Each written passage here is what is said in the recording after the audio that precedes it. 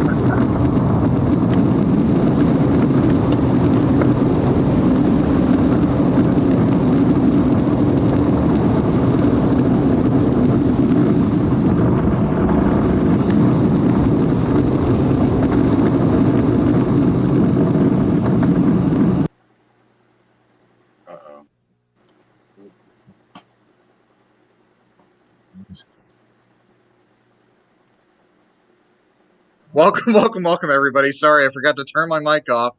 I've got Tony from, or also known as Coasterguy 101, and Casey Allen here with us tonight as our special guests. We call them the Cedar Point experts as we get into Cedar Point and everything about Cedar Point. Just real briefly, Tony, if you could just tell everybody about your channel and how you got into loving coasters and riding coasters. Hi, everyone. I'm Coasterguy 101. You can call me Tony, Shorty if you want. But anyways, my channel is about actually more of an in-park vlog. So I go to amusement parks, theme parks, just vlog about my day, what's going on, and how the day's progressing, if there's anything new, how the rides are running, and whatnot. How I got started into coasters was actually because of my grandmother. She took me to the Cedar Point in 1977 when I was 5 years old. And from there, I just became a monster of coasters. So there you have it. And how long has your channel been around for now? Officially as a coaster channel since May of 2016. Okay.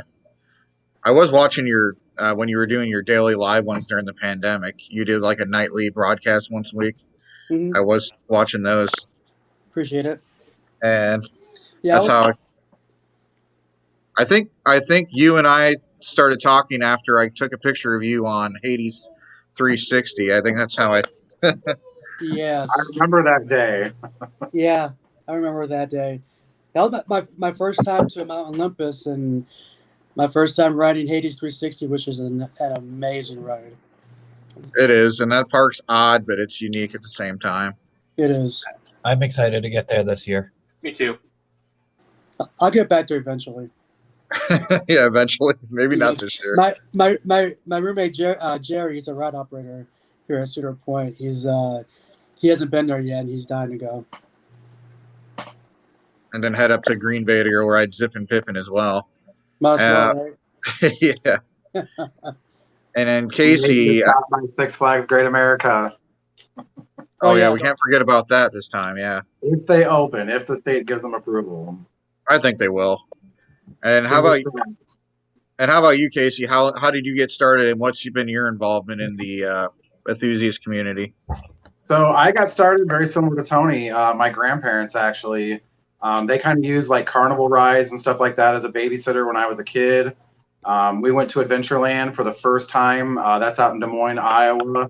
Probably like 1985. I was like maybe 7, 8 years old. And my very first roller coaster ever was the Tornado. My grandma was terrified of it, but just because she knew how much I liked it, she kept re-riding. About 2 years later, we went to Six Flags Great America, and I'll never forget how I felt when we pulled in off of Grand Avenue and seen Shockwave sitting in the front of the park. And it was at that moment I'd never been so scared of anything so big in my life. It took a lot of convincing to get my grandmother on that one for sure. She hated it. I loved it. And ever since then, I've kind of been a roller coaster enthusiast. I can't get enough of it. Yeah, it's a nice relaxing hobby, that adrenaline rush that you get when you first ride a roller coaster, and then after that you get used to it. But I always like that first adrenaline rush on there. Absolutely. It's a stress release too. Yeah, I got tricked. My first coaster was Flight of Fear. Oh. So you got pushed into it. 5, 2, 1, go. I was young. They're like, well, it's indoors. It doesn't. My mom was like, it's indoors. It doesn't go fast. It doesn't go upside down. We get up. We're standing right there at the gate. This was back when it still launched.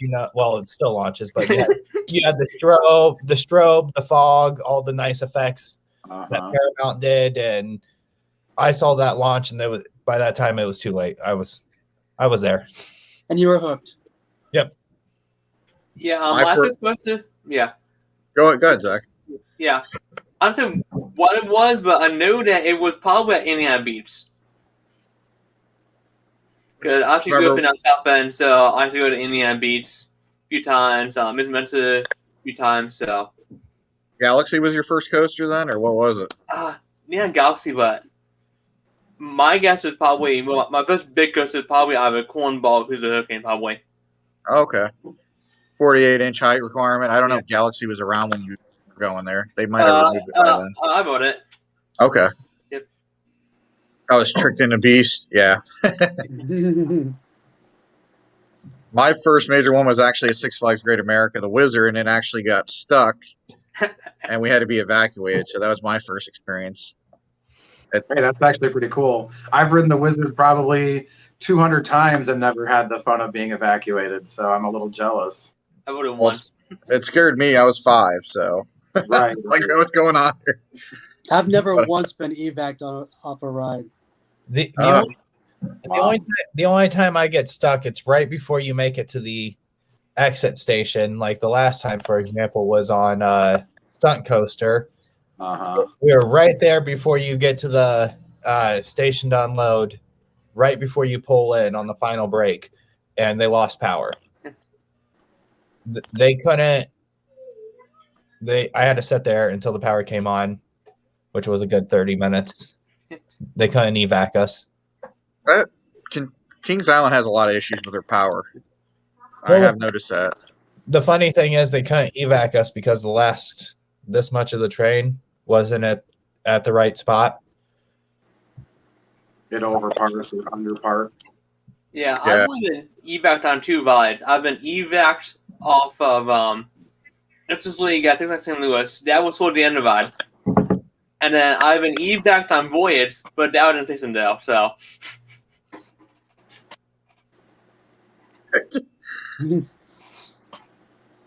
No. He's like, I haven't had it happen at all.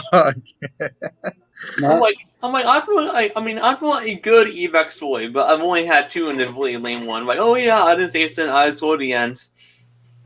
Well, that's been my only. I've never gotten stuck. Ever. Yeah, I've never gotten stuck, evac'd, or rollback. I got stuck at the top of Windseeker at Kings Island last season. Oh, forget that. Oh, that was nerve-wracking. It was so nerve-wracking. And I was up there with a friend of mine and her kids, and the little kids, they're like, fearless, and they keep pointing at all this stuff on the ground, like pieces of void or vortex like track and that, and they're like, Casey, look down, look at that, and I'm like, yeah, sure, that's really cool. Chris knows how I am on Windseeker. I don't. We're gonna get you on the Sky Coaster. Yes, we will. I'm fine as long as it's moving and as long as I'm staring directly at the seat in front of me the whole time. I'm good. But once that thing slowed down and we weren't coming down, I was like, oh no. I can handle Windseekers. I can't do drop towers. Cannot do them. Really? Otherwise, that means that when we get deep onto harvest, they could go to Orlando to ride the road on towers on drop tower. 400. I think it's going to be 430 feet tall. Yeah. You saw how I was on the freaking one at Busch Gardens. Are you kidding? Well, I think this is the Larson one that just goes up and then drops right away. But I heard they're going to keep you in the air, and it's going to do a turn for a couple minutes and then drop you. That's interesting. Yeah, so they're adding. I wonder how good the light package is going to be, because the one on the swings and the Ferris wheel over there are pretty good. So I imagine they're going to have the same thing. Need KCL? Oh yeah, we had the chance to experience the world's tallest sky coaster. That was kind of entertaining. That was awesome. Yeah, doing the sky sled. That was a lot of fun. It was a little scary because you're over top of water and you can't see anything below you. And then he was in charge of pulling the lever, so that makes me uneasy. Here we go. Luckily, they have that 3, 2, 1, and then you have to hit it. You can't just hold it and mess with your friends. So that's good. I pulled one away. I'm like, you say one, here we go. Well, so some ride operators will say they're going to count 3, 2, 1, but they launch you on the, by the second number. They totally mess with you. Yeah, that's what Flight of Fear they always do. It's kind of funny. They also do that on Mr. Freeze Reverse Blast, too. Yeah, they also do that on Full Throttle. Oh, I haven't got a chance to ride that yet. That's definitely on my list. Mm-hmm. I hope California opens. Yeah, every time. I'm like, he's just going to do it on the second one. He did it. How many times have you been out? How many times have you been out to Magic Mountain before?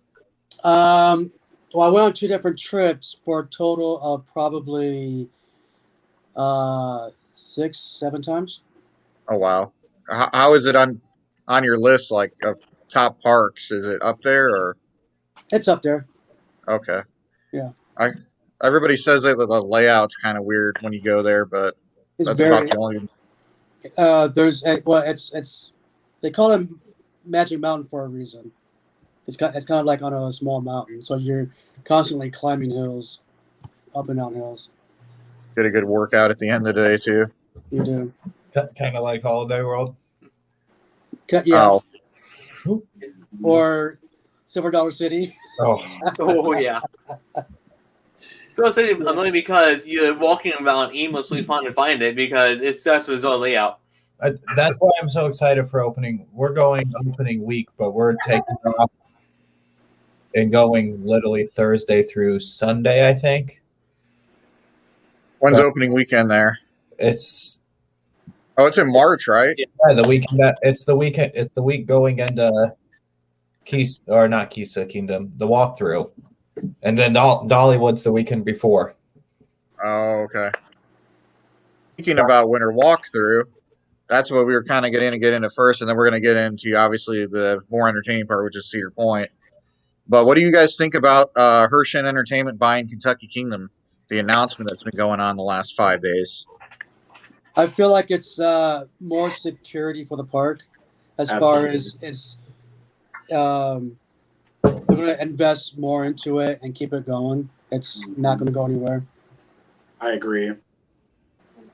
I'm excited to get that cinnamon bread a little bit closer to home. Yes, 2 hours away. 2 hours away. Not 9 hours away or 5. What is it? 5.5 hours away to Dollywood, I think. I think so. 5.5. 6 to me, yeah. Oh man, no, my poor wallet. Cinnamon bread hits, my wallet been gone. How much does that run now? I haven't had it in a couple of years because the lines are always looking for it. I want to say it's like $9 a month. I think Casey and I paid $9 or $10 for it at Dollywood. Yeah. Well, then they have. So they like $9 I bought it about time I remember it. It was the money. Well, then they have that 25-pound apple pie there too that you can get. I think a slice of it's like $10 or something. If you buy the whole thing, I think it's like $120. It's a 25-pound apple pie. Wow. One slice of that, and you're probably going to be done for the rest of the day, calorie count wise. Probably the rest of the week. to answer that, Coaster Mike 102, I think Ed Hart will stick around for the transition period, which is the first season, just to help him out with operations, and I think then he's gone. I think he's going to be retired. Yeah. I mean, he has the money, so. Mm-hmm. He's done good. I think the pandemic might have hit his pocketbook a little bit because I imagine with him being in retail development and real estate, I imagine his pocketbook's not too good from last year either. So Right. I'm really with Tony on this, though. I think long term, it's the best thing for the future of the park. I mean, given its history with Six Flags, as many of you guys know, what happened in that period, and then with the park being closed for so long, Herschend is a solid company. They've got deep pockets. I really firmly believe that long term, it's the absolute best thing for the security of that park. Absolutely. I think it's going to be a great thing. And they picked the right GM for it too. That guy's a straight arrow. He's gonna definitely turn it in the right direction. Mm-hmm. And who knows? And see, one big reason why I'm excited for it is Silver Dollar City is my favorite theme park, and owned by Herschend, and I'm sure Dollywood's about to become one of my favorite theme parks as well after this upcoming in March. But that's one reason why I'm excited. Just go there on a Sunday. Go to Dollywood on a Sunday because everybody's at church then, and you could easily go to. Don't go on a Saturday. I think we're going. Well, I gotta see when they're opening weekend, but we're going the entire weekend they're open. Gatlinburg and Pigeon Forge are dead on Sunday mornings, and then all of a sudden in the afternoon, everybody flows again in there. But best time to go to Dollywood Sunday afternoon or Sunday mornings and the afternoons. Mm-hmm. Which is kind of odd because they have all the moonshine tasting places around there. They do, don't they? Yeah. The tasting alone will. I have a bottle of the Bananas Foster's moonshine in my cupboard. Oh, that's right. You did buy one. Mm-hmm. Oh, that's great. Well, these two haven't been through the tasting, but after you get through the tasting, there's like five or six samples. You're feeling pretty good after those 5 or 6 samples. Oh, absolutely. I don't think does anybody even buy it? Well, yeah, you said you bought it. The Smoky Mountain Moonshine. I did. Their whiskey's really good too. So. I bought a bottle of their hand-pressed vodka, and then I got some of their homemade Bloody Mary mix too, and that stuff is phenomenal. Is it pre-mixed or just the mixer it's like part a of it? proprietary mix that they put together, but it's got a nice spicy flavor to it. It's really good. It complements their vodka very nicely. Are they able to see the comments, Jacob? I think so. I can see the comments. Oh, okay. Manco Coasters is Alec. So hello, Alec, because he said hi to me, so I wanted to respond to him. I'm just pulling him up. Moonshine. Legal moonshine. Josh Mathis. Legal. Hey, Josh. Legal. It just has to stay under, I think, a certain percentage, I believe. I believe it has to stay under a certain proof in order for it to be legal. Over a certain proof, it's illegal or something. I don't remember. Yeah, surprisingly, the alcohol content is not that high for moonshine. It's really not. I wonder what the old time stuff tastes like. I was told it tasted like gasoline, but I was going to say it probably tastes like ether or ethanol. Probably as bad as it was probably 100% proof. Probably like Everclear a little bit, I bet. Mm-hmm. So speaking of alcohol, if I understand correctly, Herschend doesn't really do the alcohol thing, so that's going to kind of have an impact on Kentucky Kingdom. Yeah, because they're a whiskey-based area. Right. You know what? They might change that. Who knows? I mean, I'll wait and see. That's what made me laugh today, because the governor or the mayor who suggested the whiskey sauce to go over the cinnamon bread. Was that? Yeah, that was either the mayor or he was like the director of creation, or I don't know, some weird. Oh my god, you don't know this. Yeah, somebody in the salons of Herschend PR was like, no, don't suggest that. They're gonna have a tough time with that area trying to push it out, though. Sure. Right. I don't know what Branson has though. I have never really ventured outside of the park and to my room, so. Well, Casey, what does Branson have? Branson's got a little bit of everything. I would say the Branson and the Pigeon Forge areas are very, very similar. Pigeon Forge is obviously much, much larger than the Branson area, but they're both very similar. They have the go-kart tracks, mini golf tracks. I believe there's Titanic exhibits at both. Yep. Branson just opened a massive aquarium, and I was actually down there the week before it opened last year. So that's something that I definitely want to do when I'm down there in March. I definitely want to check out their new aquarium because that looks really awesome. And as you can tell, I'm kind of into aquariums. So. Me too. It's my where's Zach? It's my off-season passion. Here, there, 4 of them. Well, apparently Herschend owns the aquarium in Newport. Yes, they do. Right. Absolutely. That was one of the reasons why they were interested in purchasing the park, because they've seen such a big market for that down in the Kentucky area, and they already have the aquarium there. So I could see them partnering. Well, I could see them partnering with like Kentucky Down Under and places like that around the area as well to try to promote more people in the park. More likely. No copyright. We're gonna get flagged. If we get flagged for a half a second, YouTube, you're a little ridiculous. Well, yeah. Apparently, it's like 4 seconds. Anything over 4 seconds, they'll pick up on. But yeah, I think they mentioned they had a designer coming into the park that was evaluating Kentucky Kingdom, and I imagine they're probably going to change Storm Chaser area around because that area is very confusing to get to, and I think they're going to add more signage so people don't get lost around the park. Other than that, I mean, the food lineup's really good. Do you think they'll add I hope so. I hope they get rid of the DC theming because they still have remnants of DC in there with the Penguin water ride and. Oh, they do. And Valley Coyote is over by Cyclos in the pavement. Oh, is it? Yep. Although I think DC's better than Marvel, but that's a different subject altogether. I agree. I'm a DC guy. I'm honestly hoping that, I know I'm jumping ahead here, but I'm hoping that one thing I'm excited for is I want to see them create a new dark ride. That's one thing Herschend typically does is they typically do their dark rides in-house, like Fire in the Hole, and their dark boat ride, I think, is also in-house, and so are the rides in Dollywood, and I'm really excited to see what they're going to do for the Kentucky Kingdom theme for their dark ride, if they make a dark ride, or when they do.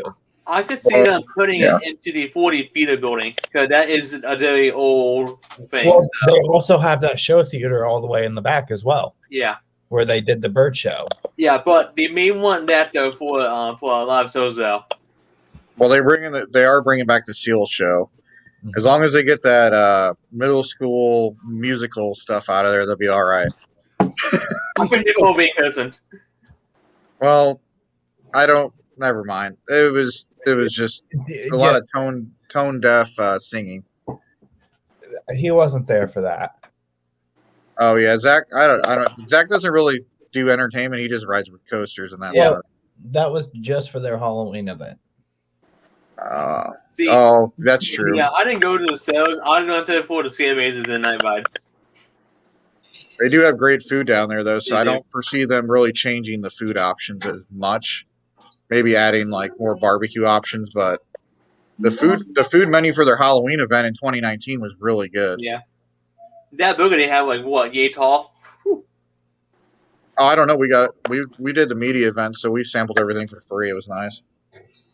Yeah, but actually now I'm really excited for hopefully Kingdom will probably have good operations and mostly more train after it, or at least faster operations too. Yeah, that's a whole nother discussion, probably for a whole video, though. The problem is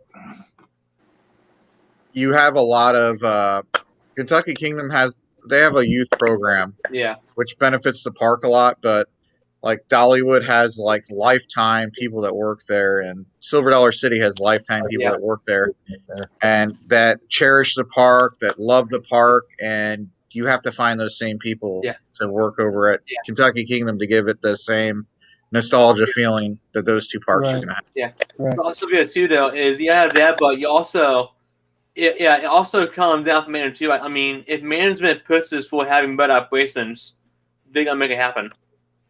Oh yeah, especially with their GM that they're bringing in. Oh yeah, that guy has ran every park successfully so far. So I think he was at Kings Island. Paramount owned it, and then he got pushed down to Dollywood, and then he got moved up from GM over there to COO, and then they pushed him back into GM for Kentucky Kingdom. So he hasn't had a bad part. Well, Son of Beast, but that's not really his fault.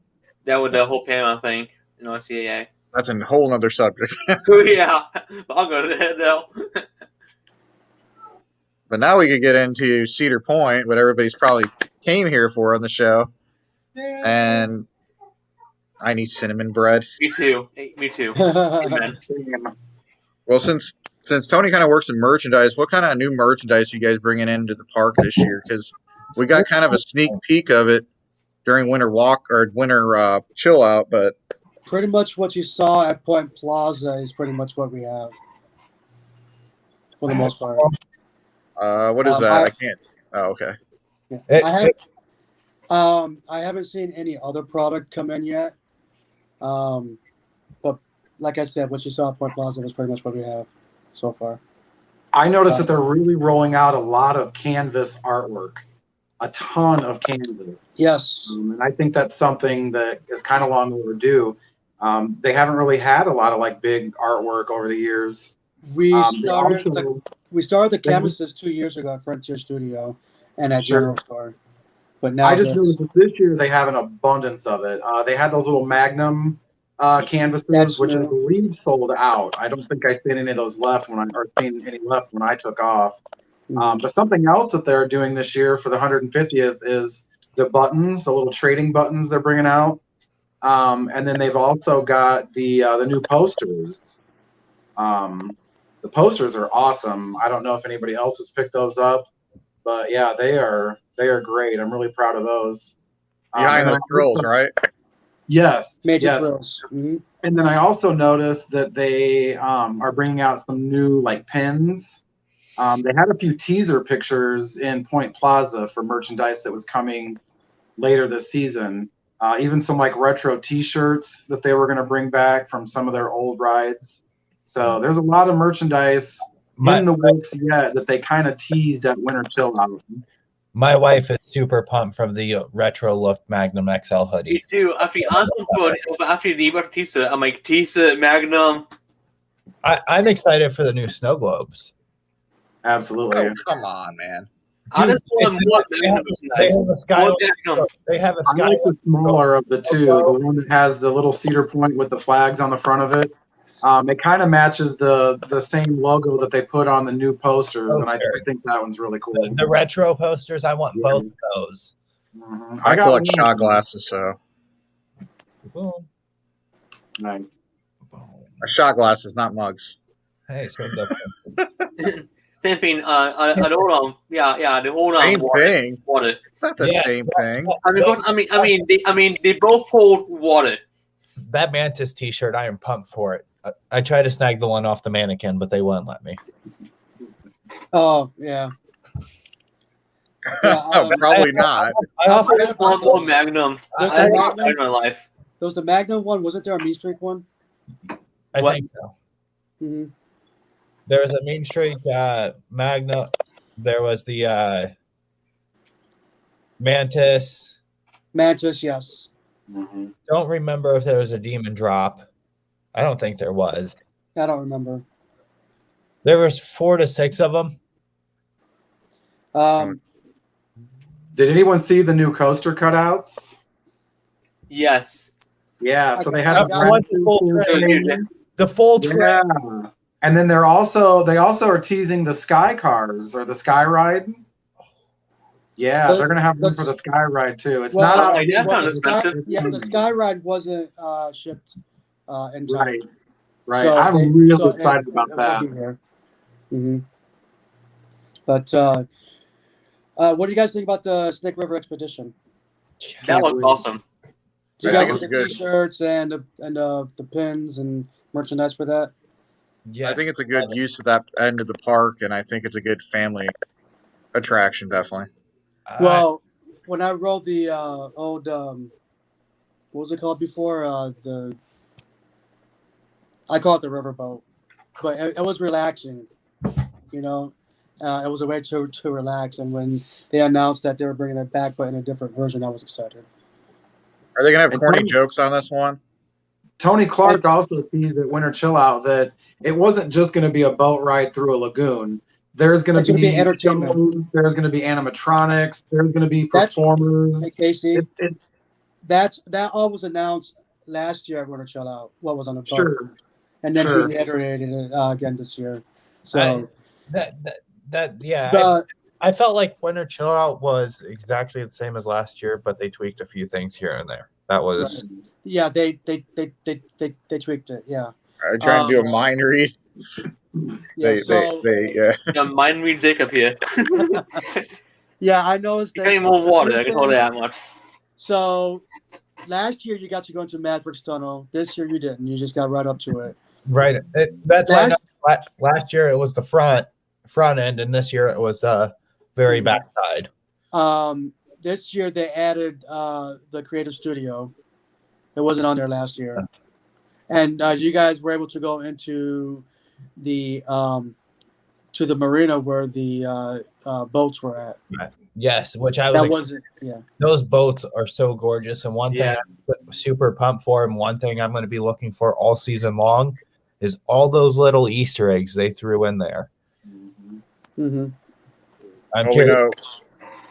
we know Coaster Studios is going to try to find all them first, right? Yeah. Probably.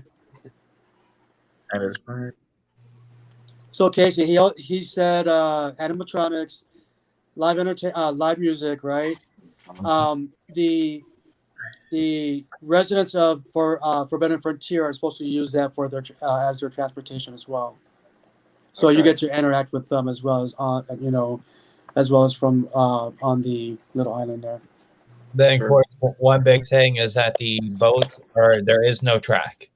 This is literally your captain is gonna be driving the It's boat. free floating, just like the two previous ones.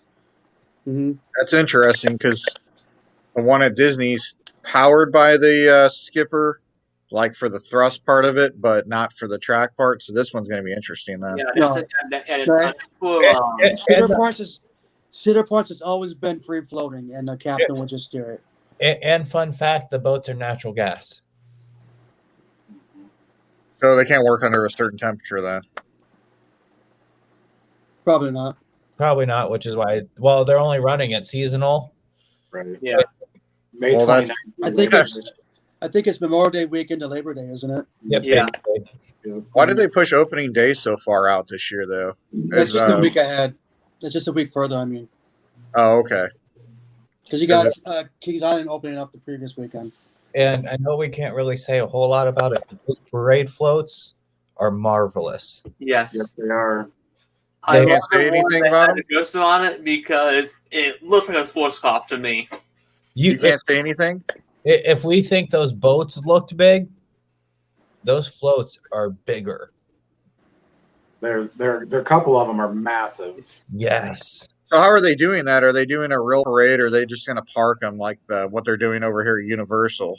Real parade, real actors on them. There's a skateboarding or rollerblading float where there's going to be actual real rollerbladers on it. There's a roller coaster one. Yeah. That coaster one is obviously my favorite. I mean, plus we could have coaster. I'm not going to lie. My favorite one is the swings. Well, they released those. They released the renditions of it last year, so we could probably throw some photos in here in a minute. I'll bring them up on here as an overlay here in a minute. Because I remember last year, I think it was during Tony Clark's presentation that he brought up the renditions of it. It was Jason McClure that was presenting that. It was his slide. I remember that. Yeah, no, I'm with you, but I really want to see Tony Clark do the roller skating on the on Money on Play, folks. Oh, he's already freaked out just about them doing it up and down the road while it's moving. Yeah, like funny watching do it. To add to that question, to add to that answer by Banshee, Kings Island being pushed back. I think Cedar Fair might not be having. They're having longer hours this year, a shorter operating season than normal. But if it's only 1 week, that's not bad. But you have to understand, they also added on another year from last year, so they're having to suck in those costs. Cedar Fair did say they lost $583 million last year, so they're going to have.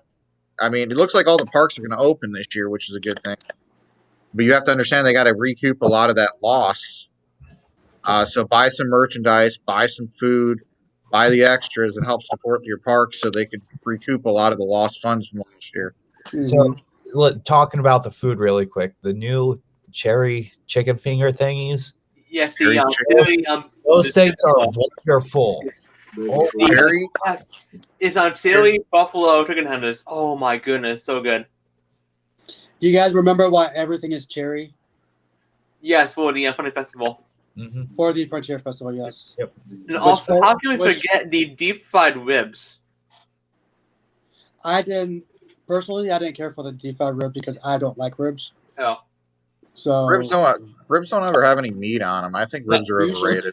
You're right. That's what you gotta, if you're gonna brisket all day long. If you're gonna eat ribs, the only way you're gonna do it is to eat a full rack of ribs. Like, you got to get a full rack. That's the only way to eat ribs. The individual ribs, they're garbage. But you guys we got a question for you guys. Who wants to go first? Casey, you want to go first? Sure, shoot. Oh. What's the question? Okay, well, do you want to go first? Yeah, what's the question? It's they want our opinion on the access passes. Opinion on access passes. You know, it's kind of a mixed bag with the access passes. Do I hate them? Yes. Do I love them? No. Do I see a need for them? Kinda. We'll see. You know, they kind of tease that they may stick around. They may not stick around. Depending on how things go. It's a tough one. You know, the park saw a reason to use them, and for whatever reason, they felt that it worked for them. The guest doesn't always understand why parks do things the way they do. But I think with everything that happened this year with COVID and all the restrictions and policies, you know, they did what they felt like they had to do to get the park open. They kind of explained it a little bit at Winter Chill Out in a way that kind of made sense for me anyways. Yes, it did cause a big line in the midway, but they would rather have a line in the midway for an hour or two rather than having a line in the queue all day long. So from an operational standpoint, I kind of get it. From an enthusiast standpoint, they got to go. Mm-hmm. They're supposed to help keep the lines smaller so that they could social distance everybody, so that the lines are not completely out, like the access pass lines were all the way out, like from Still Vengeance all the way out to Gemini. You know what I'm saying? So if we didn't have the access passes, that line would have been halfway there. All day. We would have been waiting longer. You know what I mean? My only problem with the access passes was the pictures of the lines I was seeing. There was no social distancing in those. Well, you may not have seen them at those times, but they were going around saying forcing social distance. Oh, I'm assuming they were. Yeah. You know, and one thing I want to chime in about the social distancing, you know, I did quite a bit of traveling, you know, to different parks during the pandemic, and it's all about personal responsibility, in my opinion. You know, not everyone is going to follow it. Not everyone believes in it. Some people just kind of forget about it. Like I said, I think it's all about personal responsibility, you know, and if you try to separate yourself from the party in front of you and maybe create a little distance with the party behind you. But no, I did notice that there were a lot of times, in the access pass lines where it wasn't socially distant. But I think all things considered, I think they tried to do the best they could with what they had to work with. And see, I agree with you, because I mean, even at Holiday World, both these guys know is I had a big issue with the social distancing, where I had a group on my behind and I asked them to scoot back and I got cussed out. Oh yeah, but we all know. Similar situation at Dollywood.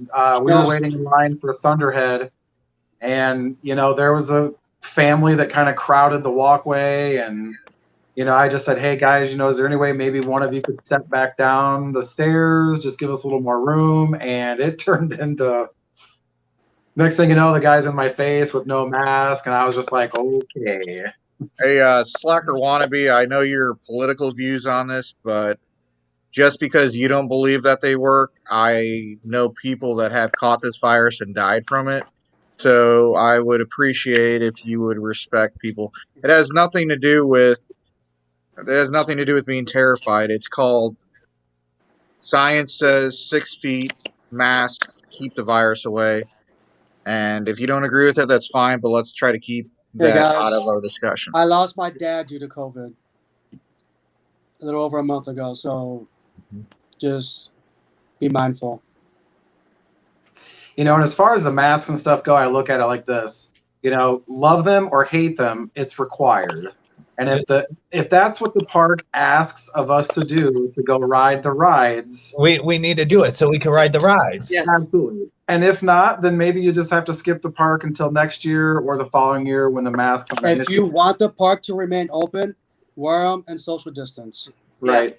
I don't know about you guys, but otherwise, I don't know about you guys, but towards the end of the lockdowns, at the beginning of last season, I was so ready to ride that if the parks would have told me I had to have a hazmat suit and a full face shield, I would have been down. I would have been out there fully protected from head to toe in a little bubble. I don't care. Just put me on Dragster. Let me ride the voyage. That's all I cared about. I cared more about riding coasters than I cared about wearing a mask. So, because little does anyone realize when you're on the ride, right? You're going through the ride, you're screaming, all that stuff is coming out of your mouth, and just going to the person behind you. So even though you may not have it, you could be a carrier and giving it to the person behind you. Well,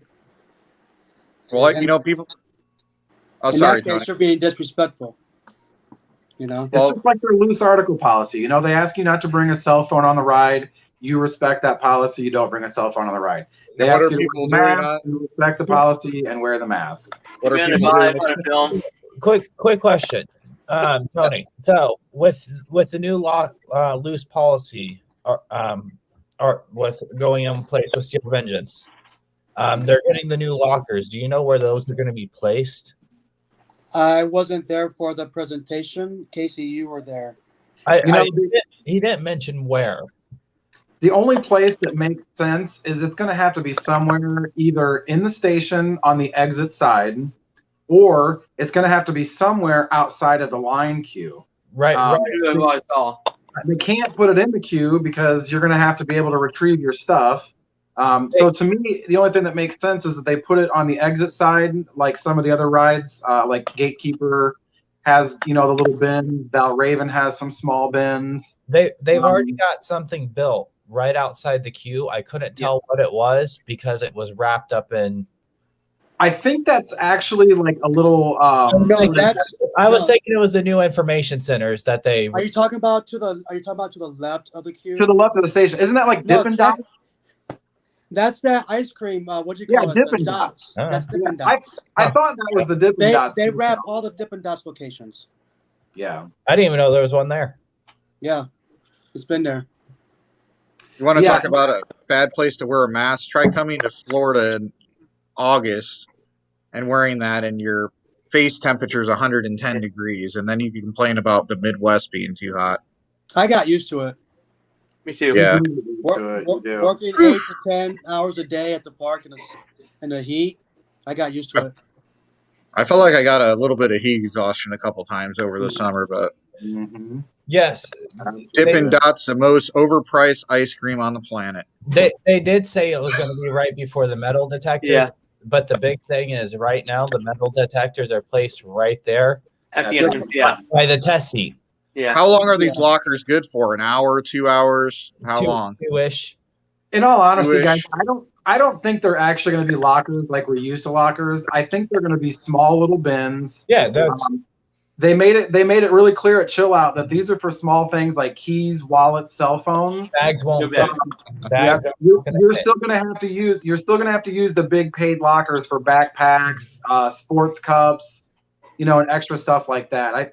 I think they're just going to provide really small little bins for cell phones, keys, and wallets, just like the small things that would normally fit in your pockets. Yes. But we all know that someone somehow will try to fit a bag in those 3 little bins. You know what? There's bigger lockers across the way. I think whoever's working the queue is probably going to be a little more proactive, and they're not going to let people in line with bags. So. Those are the But lockers. they never have. Right. Those are the lockers. My wife can confirm those are the lockers we always rent when we go to Cedar Point because they're right there. Usually we'll do a lap around the park and then we'll check up on our locker right after we get on Steel Vengeance or right before, and then we'll either write it again really quick and then get back in our locker, and then we're back in for another lap around the park. Do you guys get the floating locker? Yes. You know, yeah, the one that I move on. How much is a floating locker per day? How much? I think like $10. So the same price as Six Flags, pretty much. Then okay. And that's the entire day.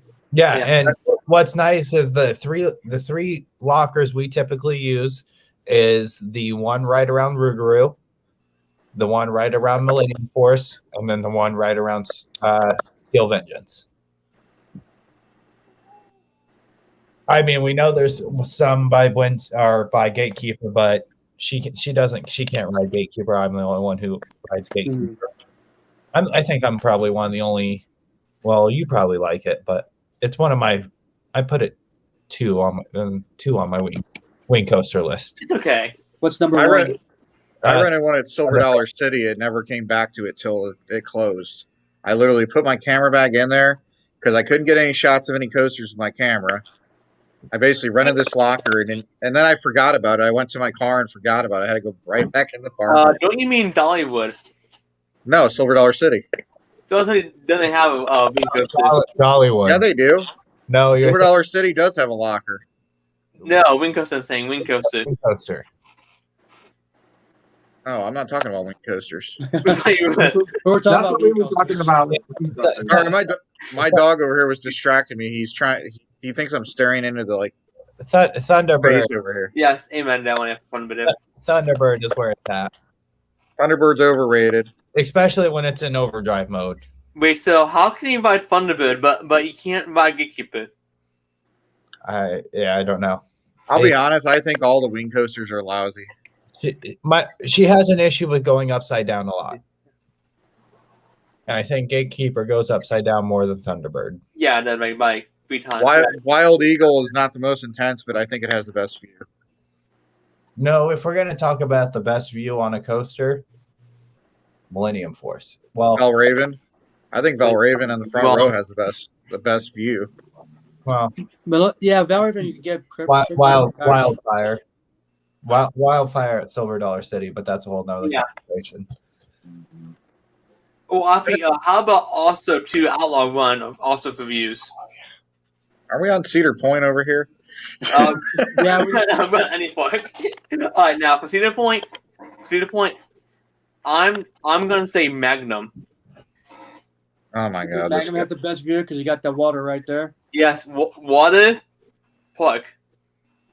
True. Water park. And if you look to your left, you can see Steel Vengeance. Yeah. Well, see, that's why I like getting to the top of the Millennium, because you have Maverick, you have Steel Vengeance, you can see practically everything. Mm-hmm. Maverick, you don't have time to react to your surroundings. True. I think my favorite view at Cedar Point is coming down straight down the ground as you're going through the spiral on Top Thrill Dragster. Why not Windseeker? I love just looking right. I haven't got the privilege to do Windseeker yet. Oh yeah, it does close a lot because of the wind off of Lake Erie. So Yeah, that's the Windseeker problem does with the not lake. keep the wind. Mm-hmm. The lake, when it comes to the weather, the lake has a lot to do with the constant changing. Yeah. Like a fact. technically, you can see Canada, but not really. Yeah. Maybe you can see the other side of Lake Erie. I mean, Well, you well, can Lake see it, Erie but is not Canada, divided, though. so technically you're looking at the other side of Lake Erie, which is Canada's side. If you look at that divisional line. Mike, we're talking about Cedar Point, not doing Kings of Eden.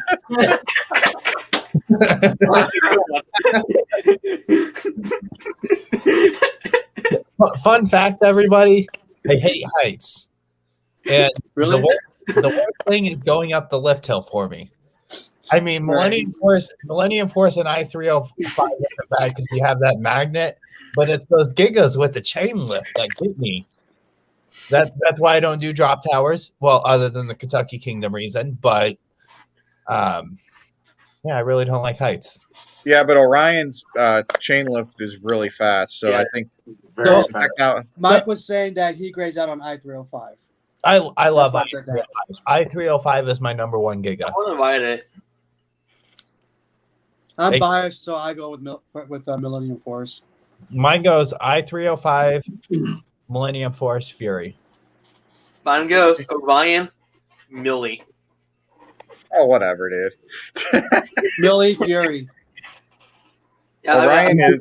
You're comparing a hyper coaster to a giga coaster. You're wrong because Orion is actually a gigalite, so. I don't think Orion belongs at Kings Island, and I'll stand by that argument all day long. It does. Well, personally, I think it belonged at California's Great America. Did you see the new hyper that they're planning on building there now? There's leaked footage coming out now. Are they allowed to with their zoning laws?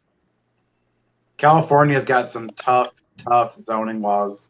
Well, did you know down at like SeaWorld San Diego, they're only allowed to have 2 coasters over a certain height requirement. So because of that, I think what is it? Electric Eel and Emperor. So you're allowed to have 2 waivers.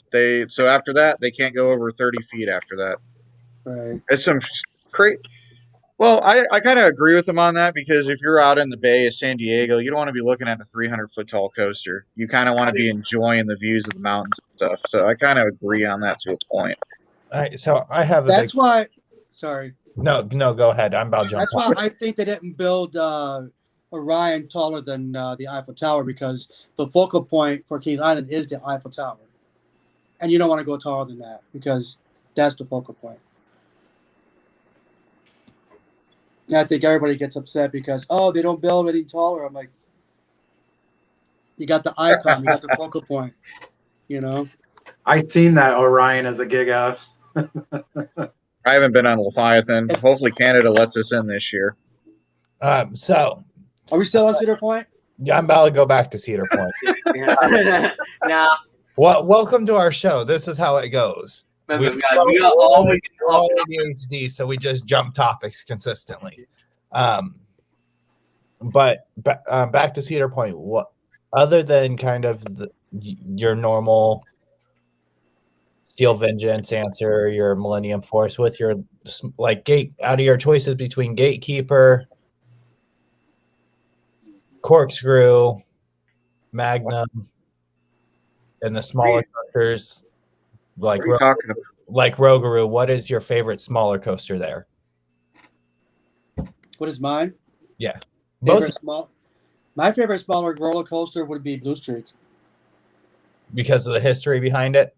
The history, and also I get plenty of airtime. In that back seat? I usually get it in any seat. But yeah, I get plenty of airtime. I miss the old days when there was no seatbelt and it was just a buzz bar. You had to pull the other person down. You know what I mean? That's what I like about Jackrabbit over at Kennywood Yeah. and the coasters over there is that you don't have a seatbelt. Is it an Ohio regulation to have seatbelts on coasters, or I believe so now. That's why Loose Creek was taken off the historic registry because anytime you have a culture that's on a building or a structure on the historic registry, if you change it up and add something that's not there originally, it gets taken off. that makes sense? Ohio laws, man. Mm-hmm. I mean, they already ruined the airtime on the hypers and the gigas because you have to. Well, Diamondback on the very back row, the seatbelt never fully retracts, so that's what I think Cedar Point is missing as a people eater. All those Intamins that Cedar Point has are down a lot. If you had B&M's, if you had one or well, you have Valraven and Raptor, but they need A a people B&M? eater that's reliable because even Steel Vengeance isn't reliable there. Constantly. Well, how was it last season? Did it? Well, the problem is that these Intamin has built these high-powered machines, like and they launch like Millennium Force goes down sometimes too, but it's like driving a car or a drag car in a race, right?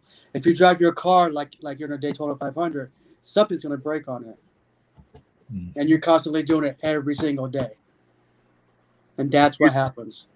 Do you think also Intamin, because Intamin with a lot of their models like the Giga model, the hydraulic launch system, they were successful at it over at Knott's, but maybe they tried to push it a little too much to the limit with Top Thrill Dragster. Maybe the technology wasn't quite where it needed to be at.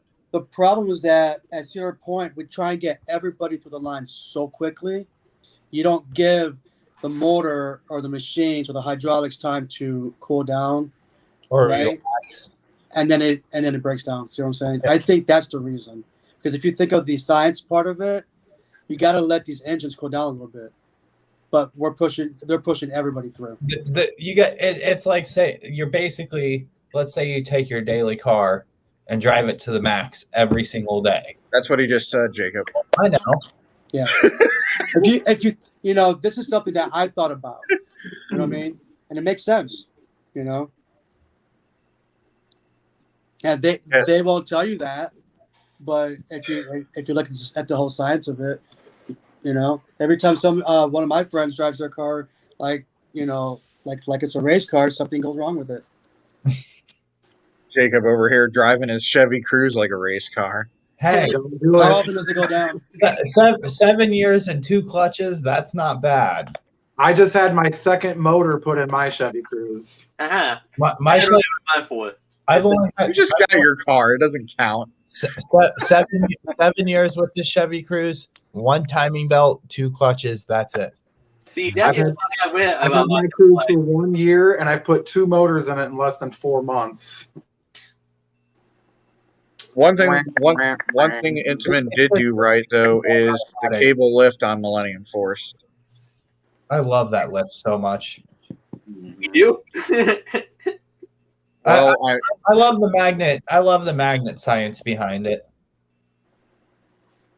I love the science on everything. El Toro Ryan, when he does those videos, they might be long, but you kind of learn a lot on it. Mm-hmm. Don't we all? It's like he became an operator at Cedar Point for 1 month just to know how everything was operating that he was on. Because I think he was only there for like a month. Mm-hmm. He wasn't there that long. Problematic roller coasters, which took him from 5,000 or 10,000 subscribers up to whatever he's at now. It's crazy.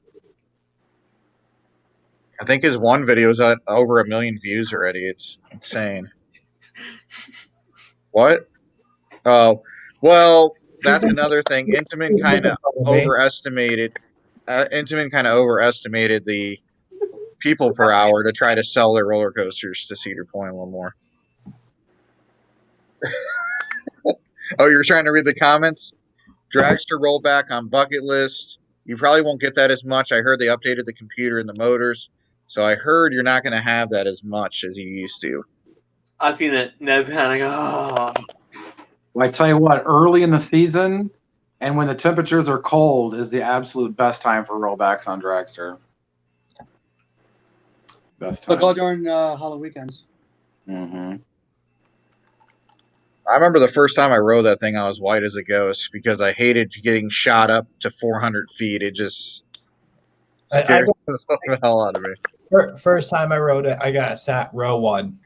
Then I was underwhelmed in 2019 after riding Max Force because Max Force has a more powerful launch. So you're kind of like, this is not that.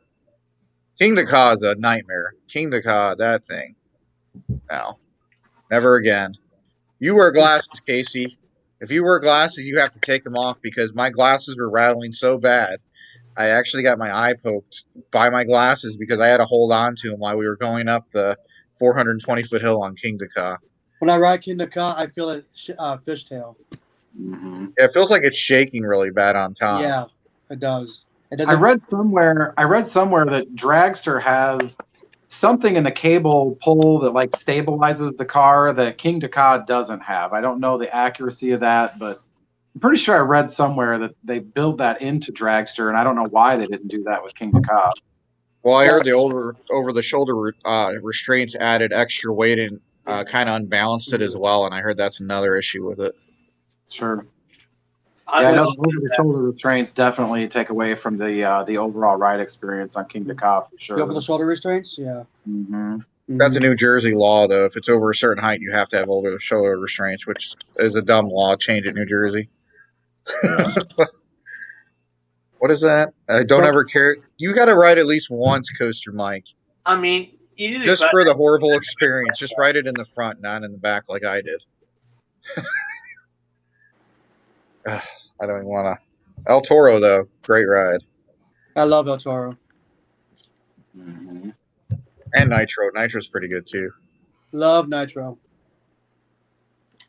I had 2 great night rides back on it Thanksgiving weekend.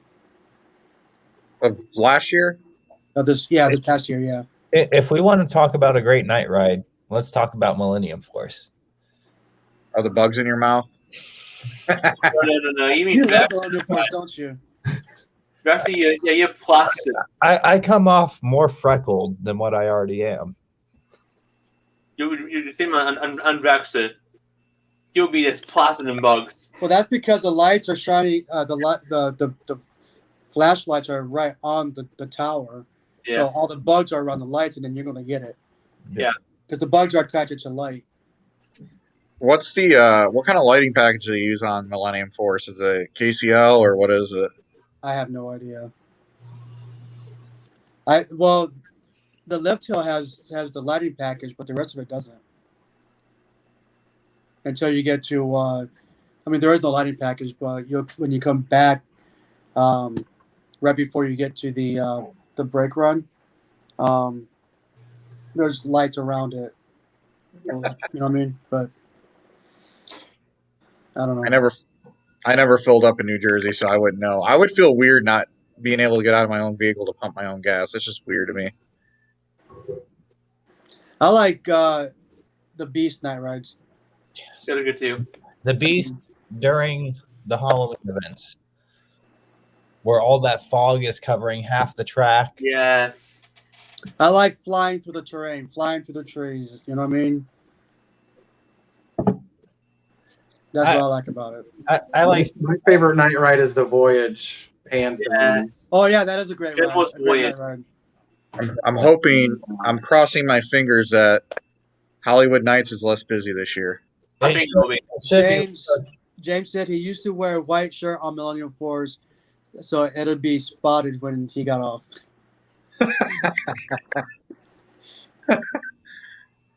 Mystic Timbers is a good night ride too. Yes. Speaking of white shirts, remember Sky Rush? They repainted it and it rubbed off on my shirt. Oh, dude. Yeah. It turned his white shirt blue. And then they never contacted me about it. Really? All I wanted was a Sky Rush shirt out of it. Hey, Sky Rush is my favorite non-official wing coaster. Hershey Park needs to get Not more official. coaster merchandise, though. I agree with you, Chris. They definitely need more coaster merchandise for sure. I got off of Skyrush They and was focus like, really heavily on the candy merchandise, but not enough on the ride merchandise. oh, I spent like $70 on chocolate there. I walked in there. I was like, I'm just gonna spend $5. You walk out, you're like, oh well. I like Gemini, but that's another top. But he's probably not able to tell us. Is there anything? Well, I don't know if they tell you guys that. Is there anything coming for next year, big, or you can't tell us? Well, yeah, we all know there's something coming big. They're teasing it. The 526-foot T-Rex. That everybody is being trolled on. No, you mean 500. Maintenance did that on purpose, just You to saw troll everybody. this, Chris? Yeah. It looks like something I see on the subreddit for roller coasters that they come up with. You have those people. Yeah. I designed a roller coaster. Look at my drawing. They know how everybody are, so they got to troll, just to get a kick out of everybody speculating and being like, "Oh my god, oh my god, oh my god." Yeah, there's that. You know what I mean? Man. But didn't Tony Clark say it was going to be on a smaller scale? I'm honestly hoping. I'm hoping for a Woody. Because Jason McClure told us that they would still be doing small additions and they would still be doing changes around the park, but he said it would be a couple of years before they announced a new capital project. Yeah, because we lost so much money because of the pandemic.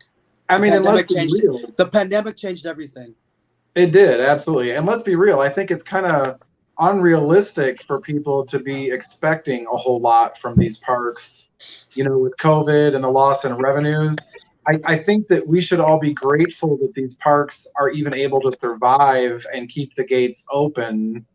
So I think we should give them a little bit of a break and, maybe let them sell and allow them to make something to generate more revenue. Yeah. Mm-hmm. Allow them to remake that revenue back. I mean, we got a lot of good coasters opening this year that'll keep us at least interested for 2 years. I think that was planned last year. That was planned for last year, but they couldn't do it. Right. Well, I mean, we've got some of them, yeah.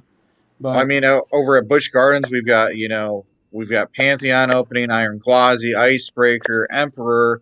We got Velocicoaster opening. Disney next year is going to be opening 2 coasters, so I think we'll be fine. But those are on a smaller fight. Those don't cost as much. Which ones? Oh, the ones with SeaWorld? Yeah. Those they don't cost as much as the bigger ones that everybody's expecting. A 500 footer is going to cost what, almost 50, 60 million probably. Yeah. And I don't think any park has that. I don't think any big park has that money right now because of the pandemic, because of the closure last year. Maybe Universal, because Comcast is doing pretty well from what I hear. Mm-hmm. Are they still doing as well today as they were yesterday? Because the market crashed pretty hardcore today. I don't know about that, but from an insider that told me that they did pretty well last year during 2020.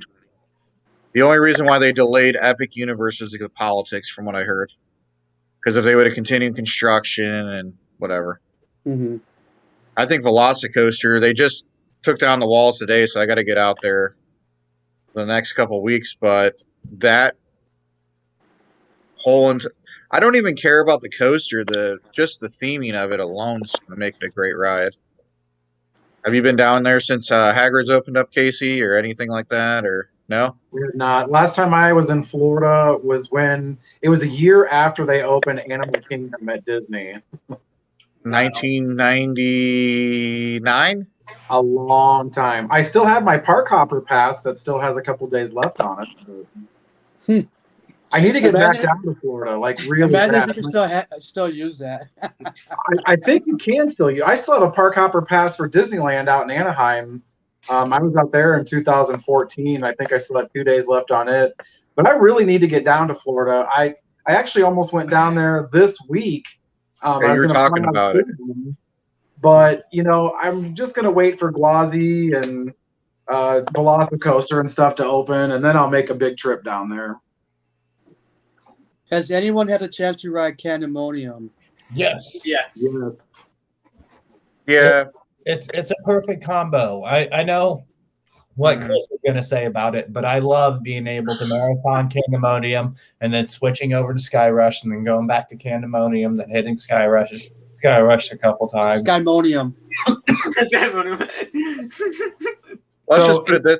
Is Sorry, Chris gonna say that Raging Bull is better than Candemonium?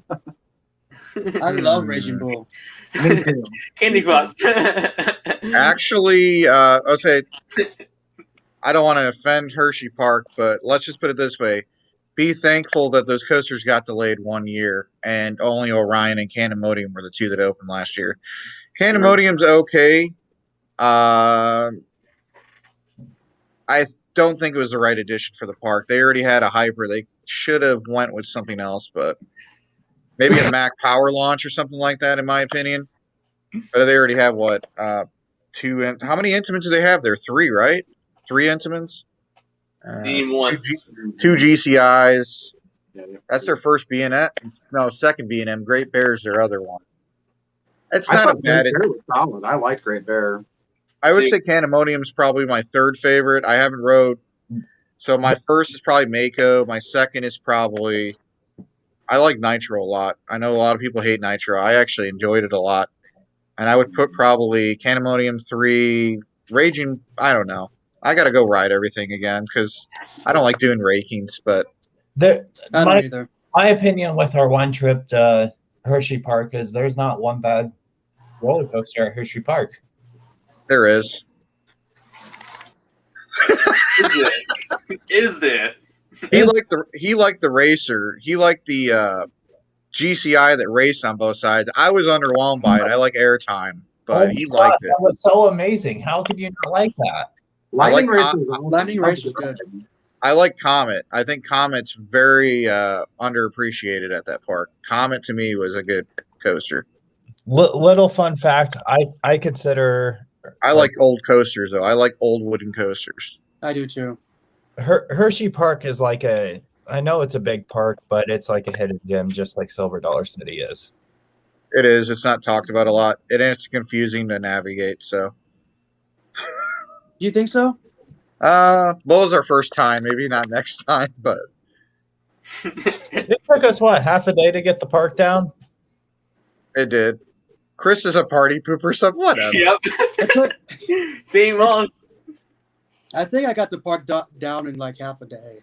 Yeah. See, These guys just wander around. I sit there and have to analyze something because I have to think of my future video to do for our channel. So I have to look at things differently than these two do. I didn't say Hershey Park was a bad park, and I didn't say Candemonium was a bad coaster. I can't help it. I'm go. Not Me too. How do you think I rode Time Traveler 50 times in one weekend? Let's see here. Rain. because you cheated. On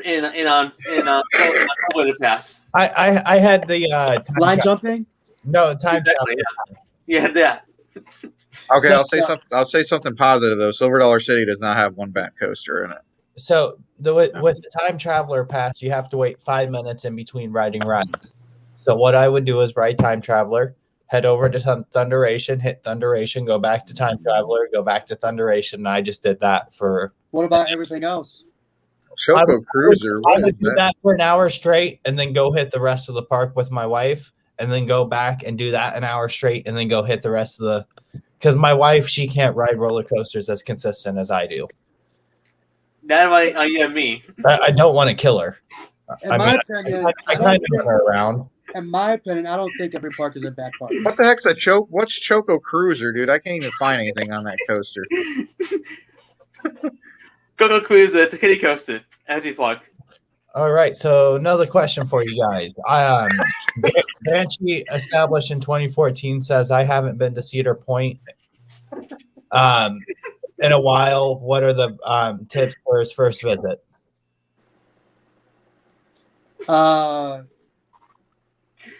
It depends on what you all want to do. When you visit Cedar Point for the first time, you want to plan at least a 3-day visit because not everything goes according to plan every day. In one day. And I would come during the week. It's like if come well, we're closed during the week in May, but in June we'll be open during the week. The park is more busier during the week than or during the weekend than the weekend. Find good deals online. They're always pushing deals like for hotel breakers, and you get tickets for Cedar Point. Just constantly find the deals. If you do like maybe 3 days, you could do one section of the park one day, another section of the park the following day, and a third section the third day. And you don't have to worry about being rushed. Just enjoy the park. Don't expect everything to go according to plan because this is reality. So, you know what I mean? Not everything is open, and that's for every park. That's for every park. You know what I mean? Yeah. You may plan to go to Silver Dollar City. Guess what? Not everything may be open because of mechanical reasons or sensor issues. Fun fact. Well, if it rains too much, they have to close. I'm trying to think of the ride. The SNS launch. Yeah. With the chain lift as a second hill. Powder keg. Powder keg. Mm-hmm.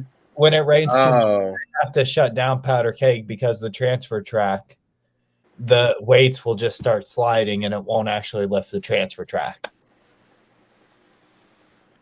So I kind of want to touch base on the first time a Cedar Point visit. I think a lot of it depends on if it's like a COVID season or a non-COVID season. Thank you. The park has had to make a lot of adjustments this year, and so have the enthusiasts and so have the park regulars. They've kind of had to adjust their lifestyle and the way that they visit the park. In a normal year, I would say some great ways to enjoy Cedar Park. Some little tips: park in the back by the water park. Try to get there early to take advantage of early entry. That's only for Platinum Pass holders and Gold Pass holders. Oh yeah, but absolutely. For a first timer, if you don't have that and you're going with the daily ticket, then you don't get early entry. Right. You know what I'm saying?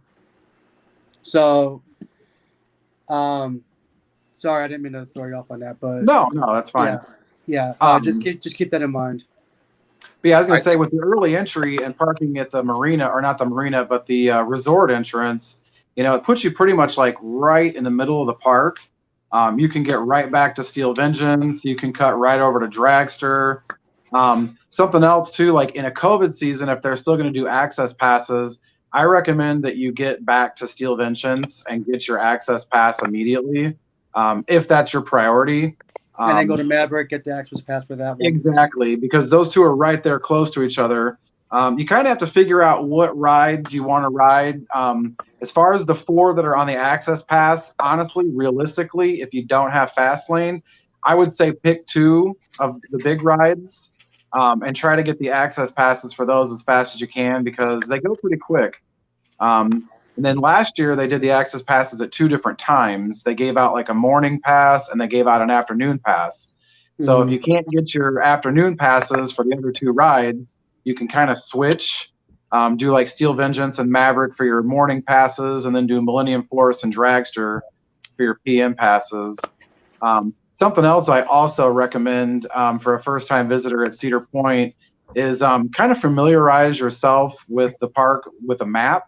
That way you kind of know how to get around. It's a big park. You're going to do lots of walking.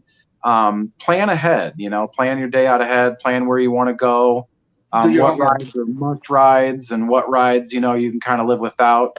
And then another thing I always recommend for someone going to Cedar Point for the first time is try to stay at hotel breakers.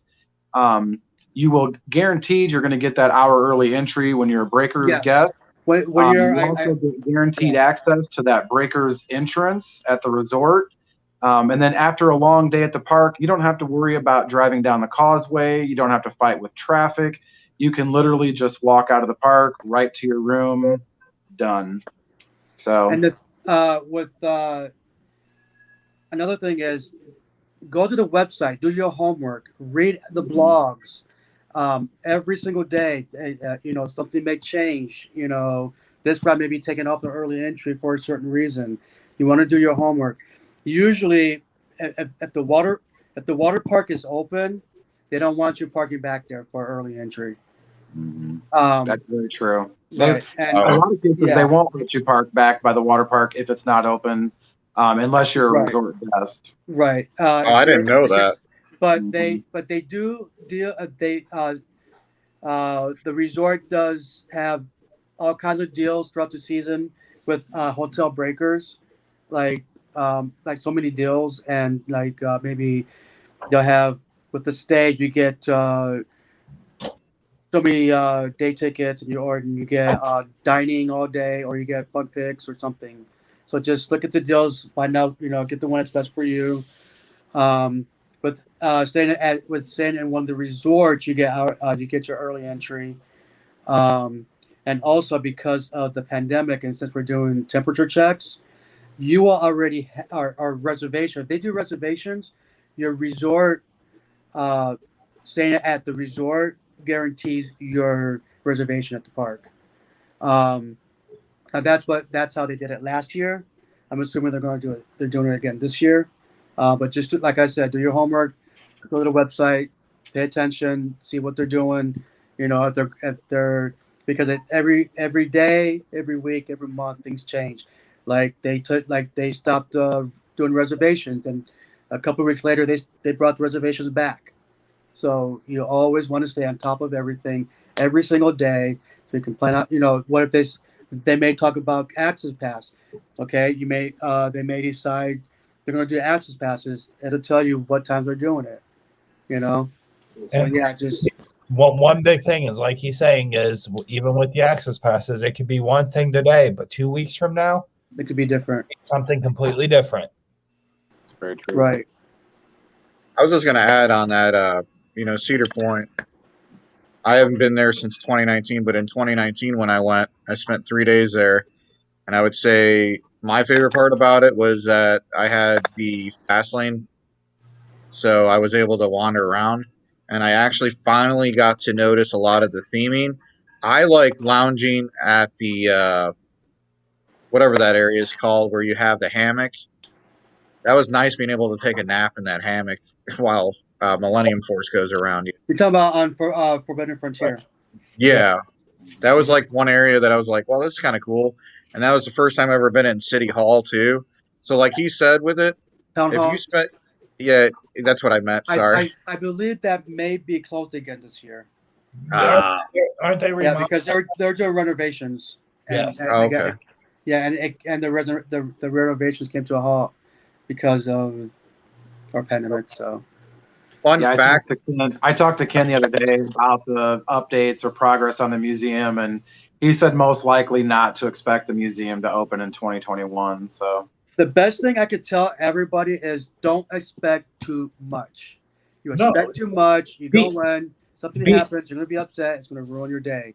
Just don't expect too much. Just go in thinking, oh, it's gonna be okay, and just enjoy yourself. Enjoy the park for what it is. Enjoy, there's live music. There's try the different foods, try the festival, um, the Frontier Festival. Did they say how long that's going on for? Until the end of June or something? I want to say it was through Memorial Day weekend. Okay, and then just there's other things to do in the park. Just relax, go there for a few days. That way you have enough time to relax and just enjoy yourself. One more thing I want to touch on too. You brought up the food. First time visitor to Cedar Point. If you're a foodie like myself, I highly recommend the daily dining pass. Yes. It's about $35-$36, but you can literally eat every 2 hours on that pass. Every 90 minutes. Yeah, every 90 minutes. Exactly. There's two different kinds. The daily With dining plans. is the one that I'm talking about. It's a great option if you're just going to be at the park for a day or two. And you can literally try all the food in the park on that pass. You can go Backbeat, you can go to Hugo's, you can really try to sample everything the park has to offer. There's also a drink plan.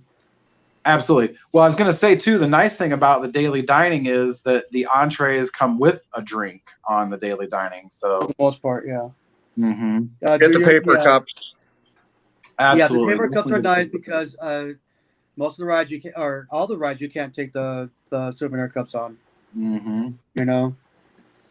Another thing is the fast lanes. If you're considering fast lanes, make sure you're watching the blogs because or pay attention to the website, Tony's blogs. They're going to update us on the fast lanes, on what's going on, if they're going to sell the fast lanes at the stores or not. So if the only, like last year, we only redeemed the fast lanes that were purchased online, and or the all season fast lane, which was before they purchased it before the pandemic. So just pay attention, get to know what's going on. Look at the map online, like Casey said. Look at the map. Just do your homework. Yeah. That's the best advice: is do your homework. Yeah, and that's really with any new park. I mean, anytime you visit a new park, you always want to familiarize yourself with a map. Find out where guest relations is, locate where the bathrooms are. Kind of come up with some sort of idea of what you want to ride first and how you're going to make your way around the park. I think that's just how it should be anytime you go to a new park. Don't forget your parking.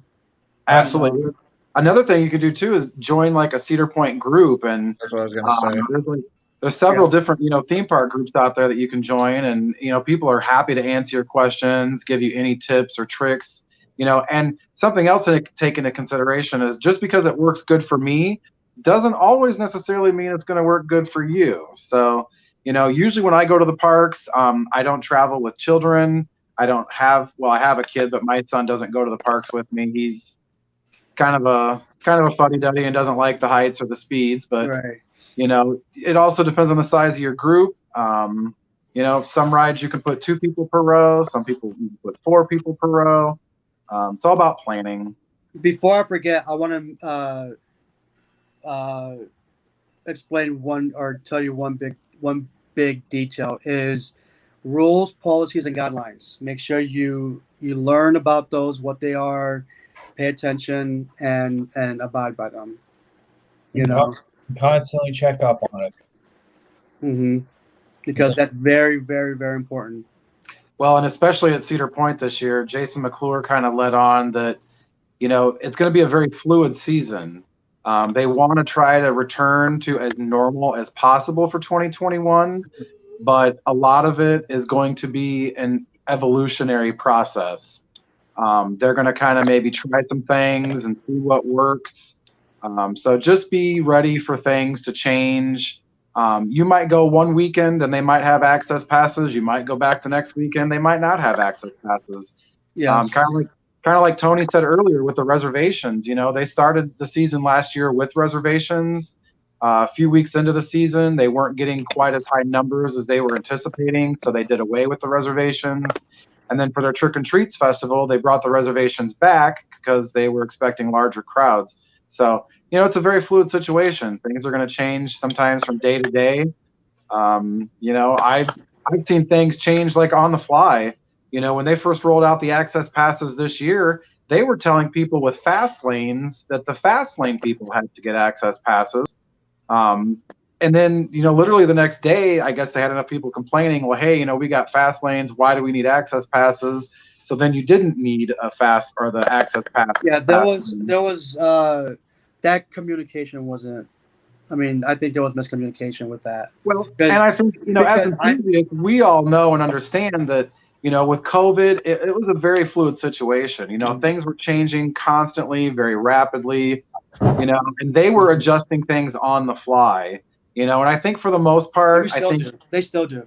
Absolutely. And it's going to be another season of that this year. COVID is still affecting our day-to-day lives, and to go into theme park season thinking that everything's going to be like it was in 2019 is a little unrealistic. So everybody needs to kind of be prepared for whatever the park's going to throw at us next, whether that be masks or social distancing or skipping rows on trains. But just be ready for change. And I think after this year, I think we've all gotten a little more accustomed to change in our lives. Right. So I think I'm going to keep on wearing a mask on a plane because I don't have to smell the nastiness next to me anymore. Well, I tell you, in the winter months, in the fall and that when the weather's cold, I love the mask because especially the past couple of weeks, it's been in the teens. I'm like, now I'm wearing my mask because it acts like a scarf. Keep your face warm. Jacob's got a Doctor Who mask. I got 2 Doctor Who masks. I got a lot. I'm just kidding. You'll have to send me a link where you got that. I've got a friend who's into Doctor Who that would probably like to check that out. Who North America? It's a store right here in Canby. Okay. But they have an online store as well. I'll send you the link. For sure. Yeah, but I would say he lives in the Tri-City area. That's kind of I guess if he's passing through Indianapolis, I guess he could do it. But They have an online store. Nice. Well, I think Casey hasn't been to Kentucky Kingdom. Have you been to Indiana Beach yet? No. Those are 2 new parks you could visit this year. I'm Then almost embarrassed to say that, but no, I haven't been to either one of the parks. And I want to get to Indiana Beach just because, it's close to Great America. It's not too far from my house. It's about a 3-hour drive. So this summer might be the year that I get out to Indiana Beach and check it out. yeah, I like the investments that are being made. That new maintenance building that I've had the opportunity to witness going up is definitely going to allow the maintenance staff to finally do what they want to do in the off season, which is a good thing. Yeah, and they're making a bunch of new capital improvements. I mean, they're bringing in a new coaster this year. They're bringing in a new flat ride this year. It seems like the owner, what's his name? Gene Staples. Gene Staples. Yeah, it seems like he's a pretty passionate guy, and he's made a lot of capital investments in the park. And he's investing in that park, ensures the longevity of the park to keep it open, and he's he's going to keep it as what do you call it? Family Family fun. Huh? Family fun. Family. No, well, his kids. Family. I heard his kids own it. It's in his kids' names. Yeah, I have a feeling that Ian is going to probably take it over the most because he seems the most involved. Which Ian's probably watching, and we just don't even know it. Yeah, we can give something out. We just don't know the color scheme yet. But Triple Loop will be getting a repaint job. Nice. That is what I've found out, but we just don't know the color scheme. Right. I can't get that information out of the person that told me. But so for those of you out there that were worried, it's not going to look like the old Camaro coaster. Right. Of course it shouldn't. I think they're going to go with a red, white, and blue theme. Yeah, because it kind of fits kind of a little bit, but yeah, he's going to do everything he can to keep that park open, and I guess he wants his kids to take over. So, and I guess Predator is not getting the Titan track. That's the latest information from West New York Coasters.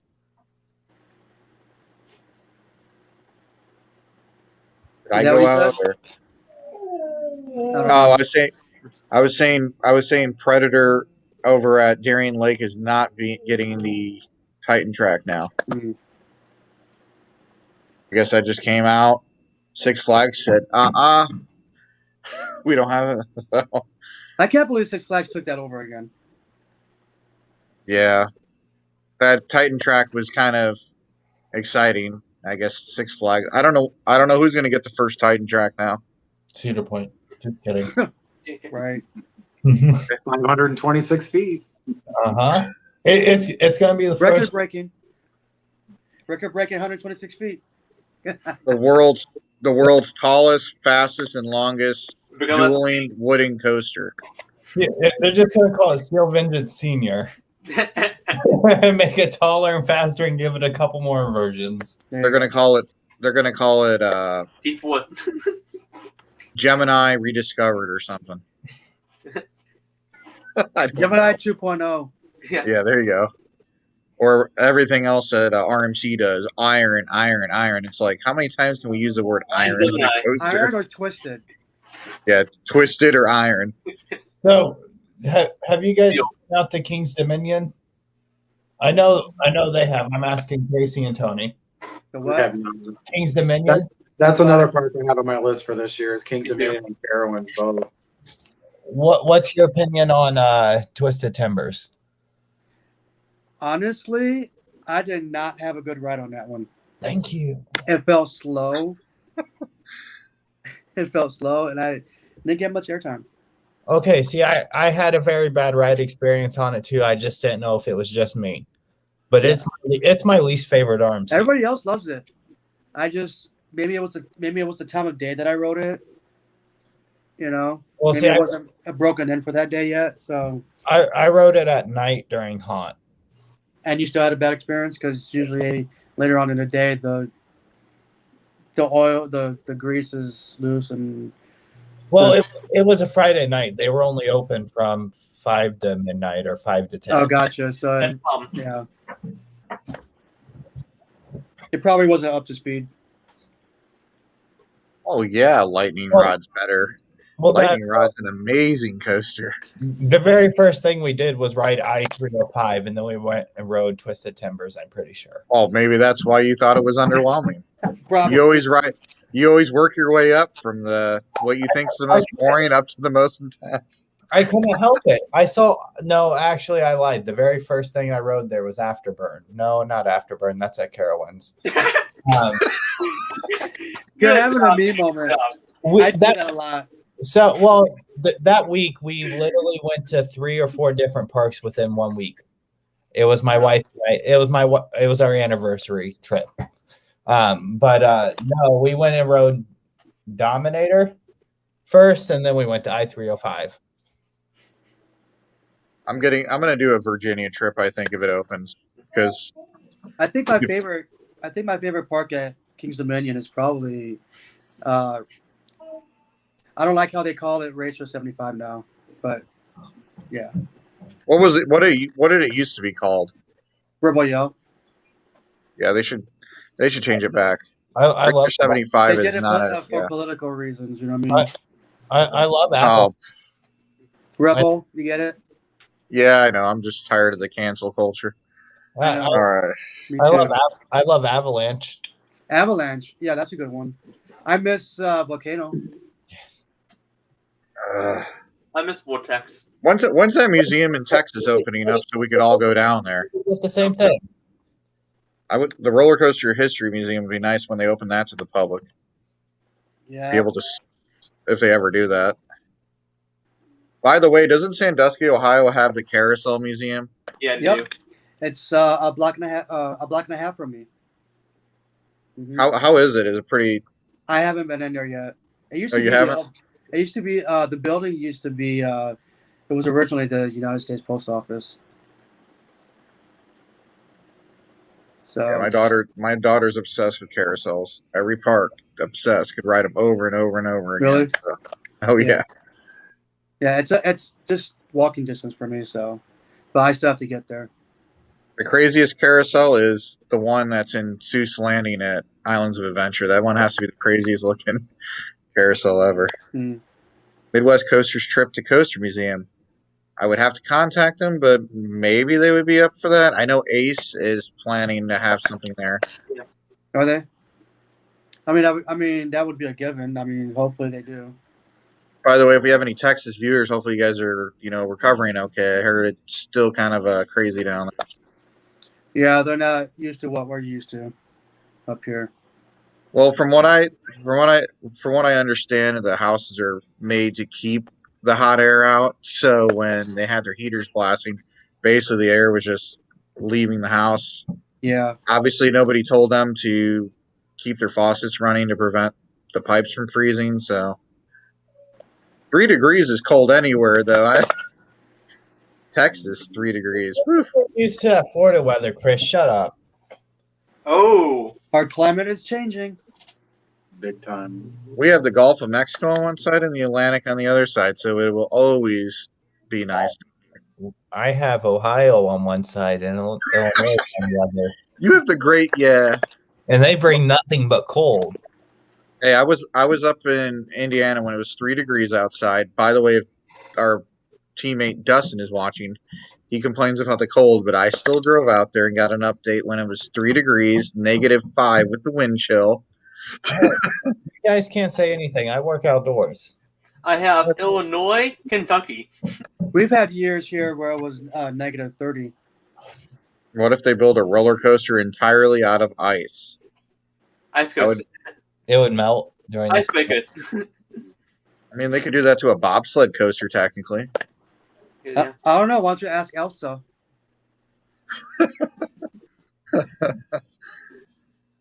Disney.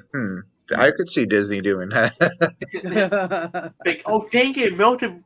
We didn't think about that one. By the way, Disney announced that their 50th Magic Kingdom celebration is going to last kind of like what you guys did with the 2-year celebration. Theirs is going to last, I think, 18 months. So it's going to run from June all the way till next January 2023. What's 2023? Wow. God. I know we hate these years so much, but I didn't know we were jumping that far ahead. Dude, I'm just tired of it. Like when you get older, it's just like snap, snap, snap. 36, 37, 38. Before I know it, I'll be like 60 years old probably. Goes by fast. Whoa. Oh yeah. What parks are you guys looking forward to visiting this year? I'm Any new? looking forward to going back to Silver Dollar City Yes. in March with Casey. When are you guys going? The 20th and 21st. The weekend after when or the Kentucky Kingdom walkthrough? Yeah. The We'll be weekend down there opening weekend. Winter And actually, walkthrough is on the 20th. Yeah. Yeah, well, I'll be there. Me and my wife will be there that weekend. Talking about. at Kentucky Kingdom. No, we'll be at Silver Dollar City. Nice. On the 20th? Yeah, we're going. I gotta pull up the calendar. We're leaving the 18th. We're gonna be there the 18th through the 21st. Yeah, we're headed down on Friday the 19th. We're going to do a mountain coaster dinner. Then we're going to do the park Saturday and Sunday, and then headed back Monday. Originally, we planned on going to Six Flags St. Louis Monday because they made this big announcement they were going to be open for spring break. But then when they actually posted the hours on their website, they cut Monday and Tuesday out of it. So we had to cancel Six Flags St. Louis, unfortunately. That's one park I wish somebody else would take it over because it's so neglected from Six Flags. It's a nice park. It's really sad because it's one of the first, original Six Flags parks, and it just seems like it's kind of become, like one of their forgotten parks. And yeah, they're big up. I troll their social media. I troll their social media and their PR people all the time about, how they need a new ride. They need something like big and custom that's unique to that park. I think Six Flags St. Louis would be a great candidate for a T-Rex. Yeah. Or a single rail. Oh, yeah. I was going to say the relocated, now closed Aero Coaster Desperado too. Yeah. Oh, that's going to Cedar Point. Yeah. I hope somebody saves that. You think somebody will save that coaster, or it's going to go into the dump? Because I have no clue. I mean, they saved the Big Apple coaster. That supposedly runs a lot better now with the new train. So hopefully somebody picks it up. Was that before or after the new trains derailed? Well, technically, they just took a piece of the track out, replaced it, and it's actually sitting in one of the basements of the parking garages now. Yeah, I seen somebody posted some pictures of that track section pulled out. I don't know what happened on that. That's still odd to me. I think somebody forgot to tighten something up or something. Yeah. Mm-hmm. Probably human error. Who knows? The casinos that run those rides, I kind of question it, but at the same time. James says Big Apple is running well. Oh, he wrote it last year. Oh, wait, you wrote it last year. James? I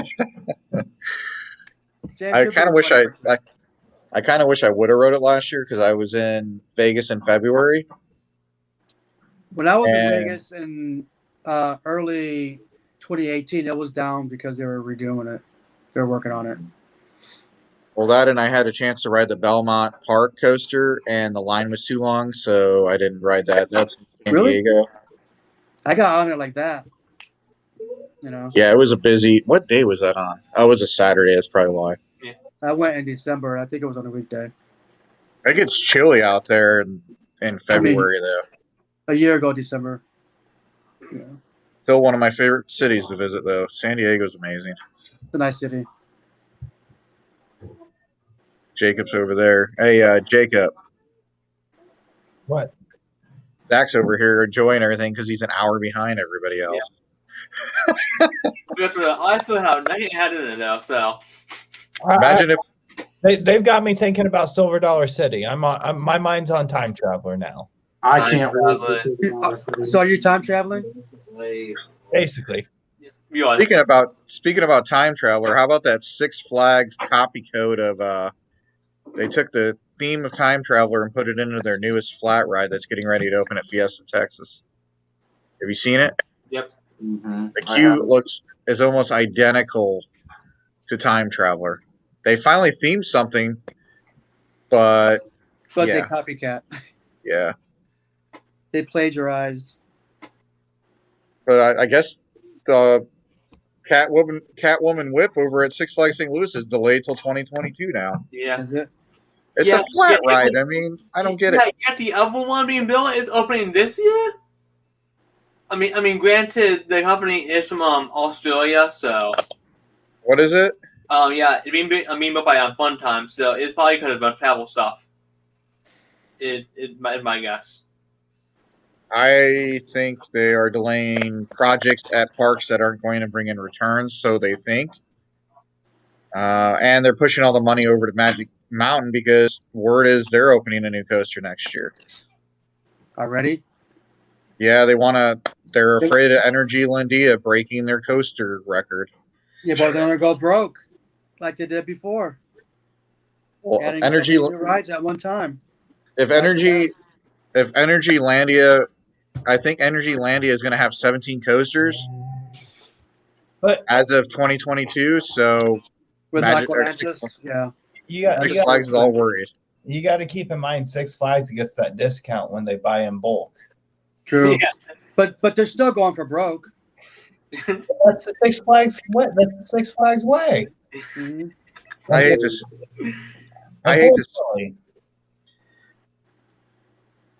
The problem is they're promoting the season passes a little too much, and I think that's gonna dig them a deeper hole.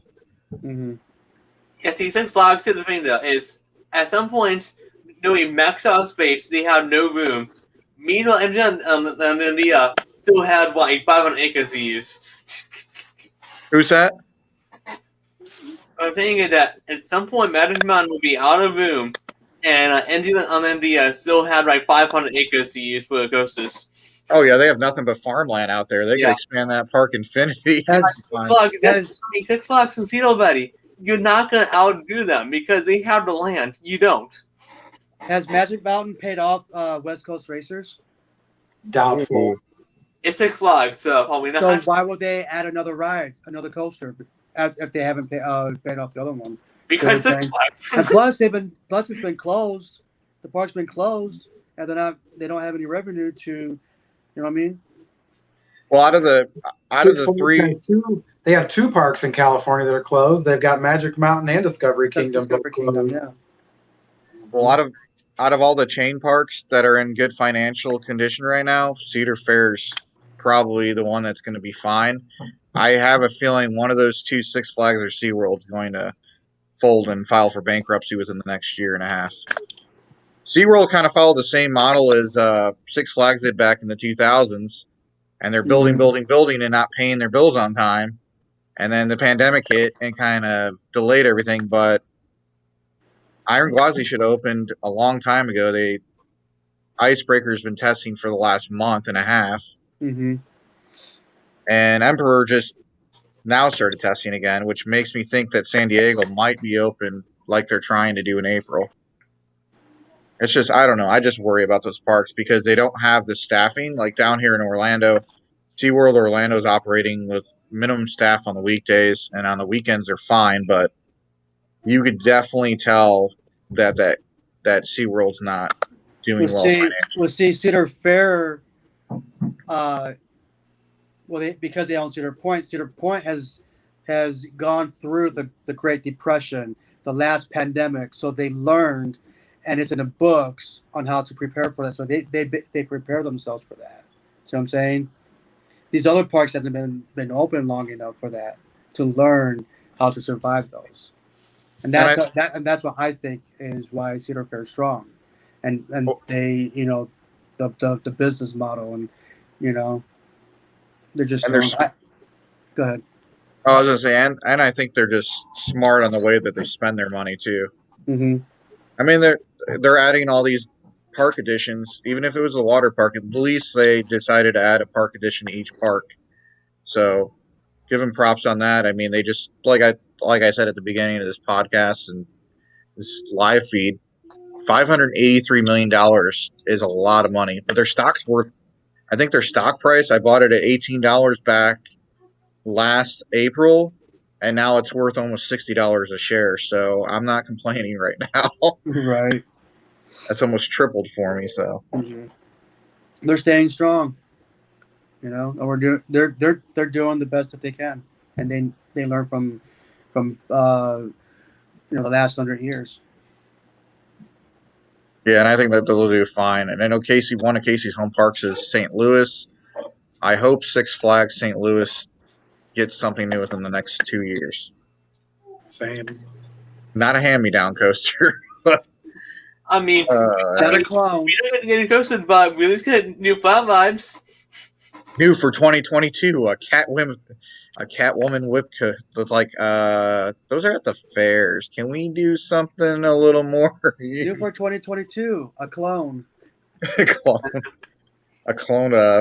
Zamperla. It sounds like they might be adding a bunch of Zamperlas. Yeah. By the way, That's because they buy in bulk.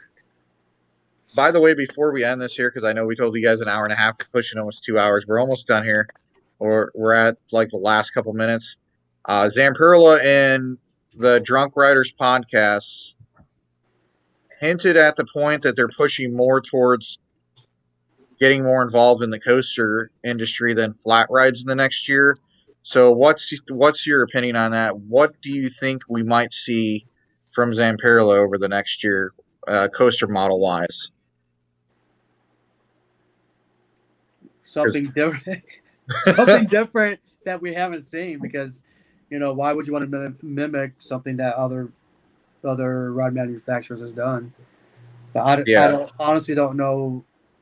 I mean, I can't think of any concepts or anything right now off the bat. Well, they tried selling that one ride technology. You remember where they were able to basically disinfect the train really fast without having to stop and having hand. They kind of released that. I don't think that took off. Yeah. Where's Zamperla based out of again? Is it Germany? Italy. Where is it at? Oh, Italy. Italy.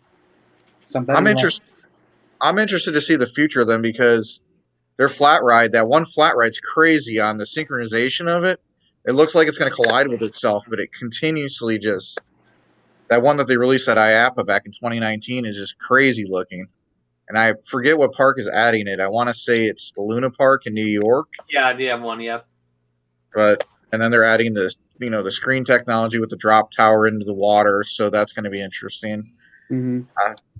We might see mock rides in Zamperla be the next leader in the industry in the next 5 years. Who knows? Every 10 years, something changes. Somebody comes up on top.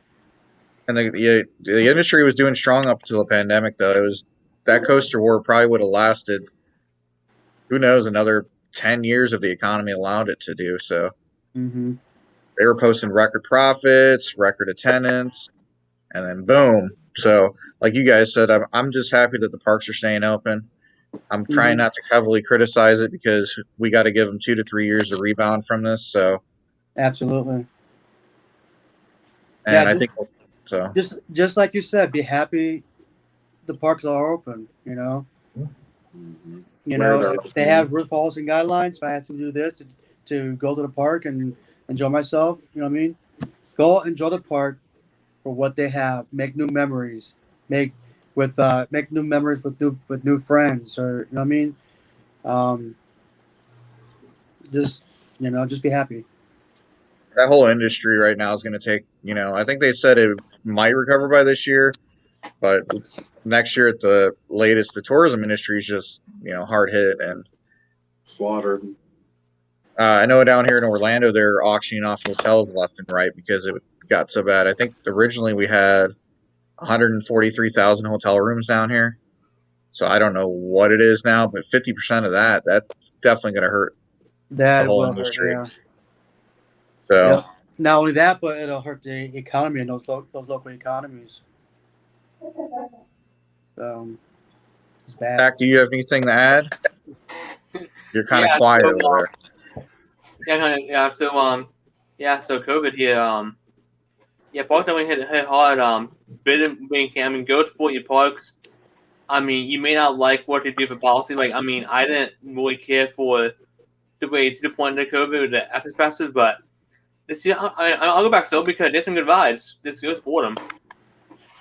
Good. And like Tony said, and like we've been saying, we just gotta be happy that they're open. We gotta abide by the rules so we can continue to enjoy what we love to do. Mm-hmm.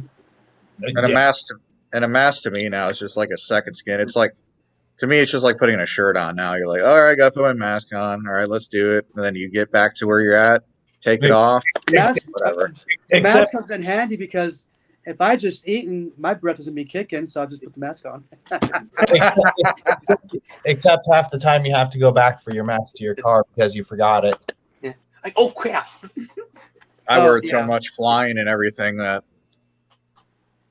we're at 8 hours at an airport. So Fun fact, Tony lives in a small town called Sandusky, Ohio, on the top. We knew that. On the top of Top Thrill Dragster.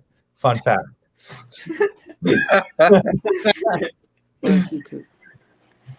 By the way,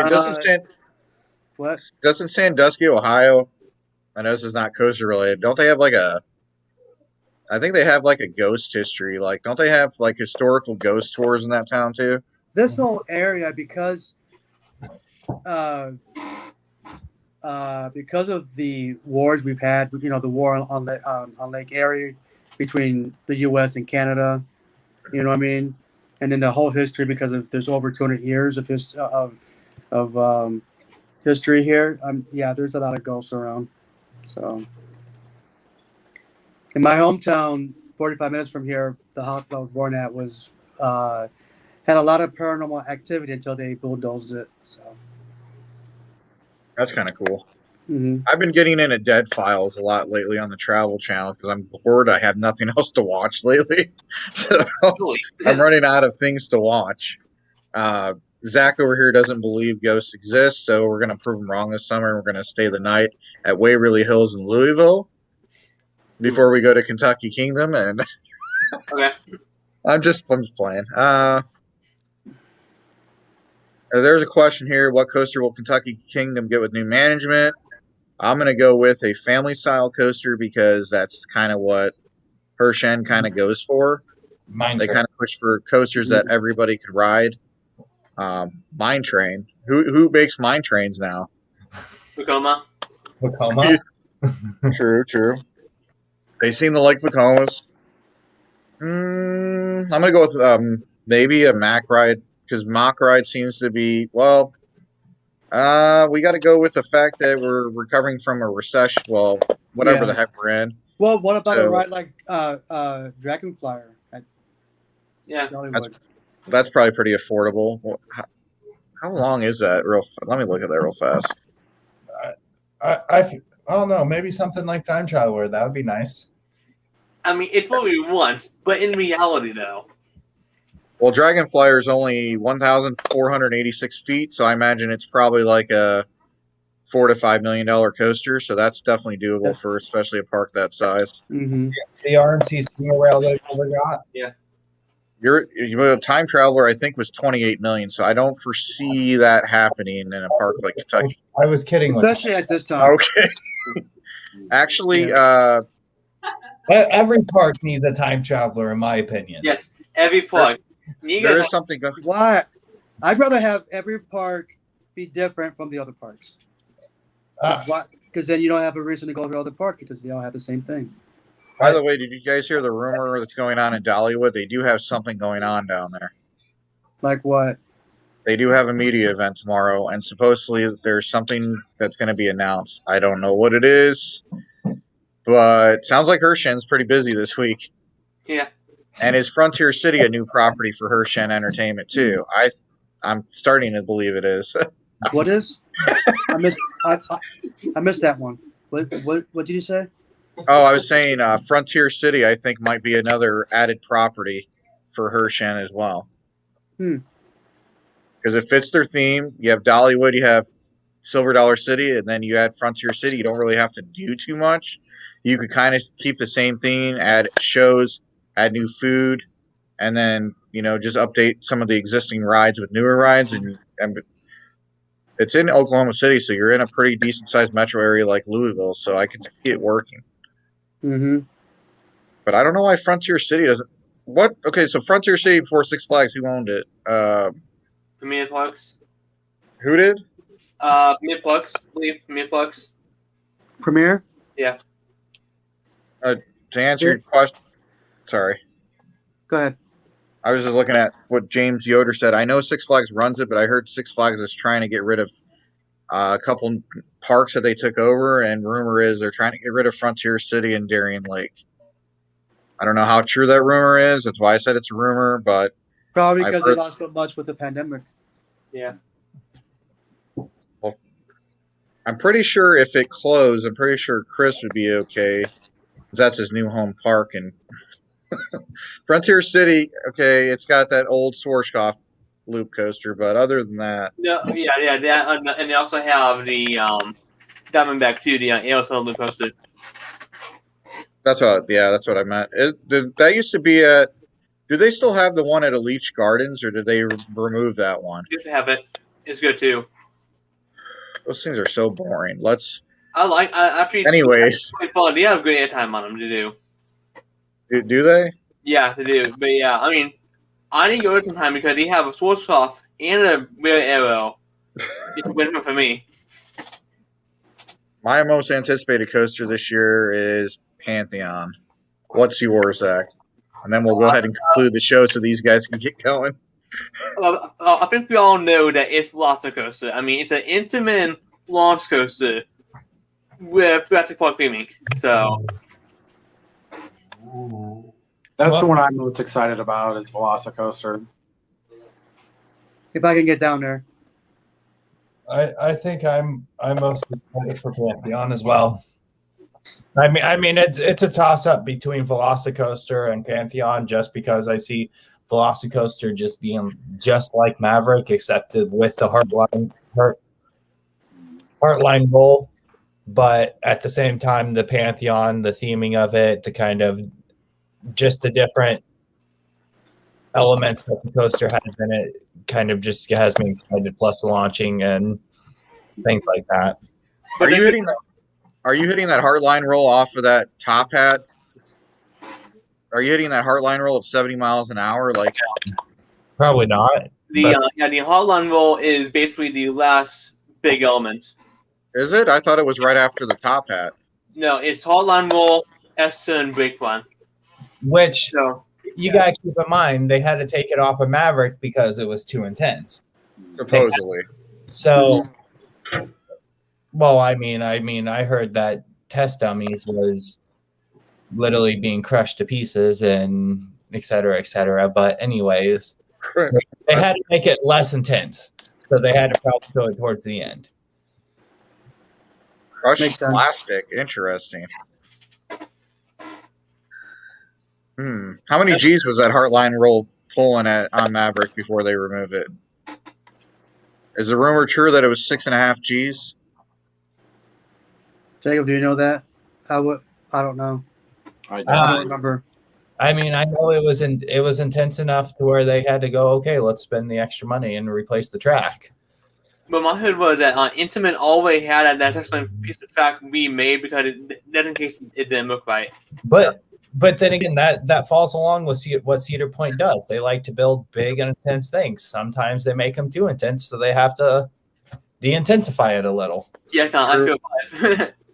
Obviously, they have a good relationship with Universal, or they got a discount for Velocicoaster, but this is the third Intamin coaster in Islands of, in Universal Orlando. You have Escape from Gringotts, Hagrid's, and now this one. Intamin likes taking on projects. I mean, they just took on the project over at the new Saudi Arabia park. which if that coaster opens, I know there are dumb laws over there because they're backwards a little bit, but go in there real fast, ride the coaster, then leave. Just to experience whatever the heck they're building. If you don't get stuck in a sandstorm while you're on top of one of the launches or something. How many sandstorms do they have?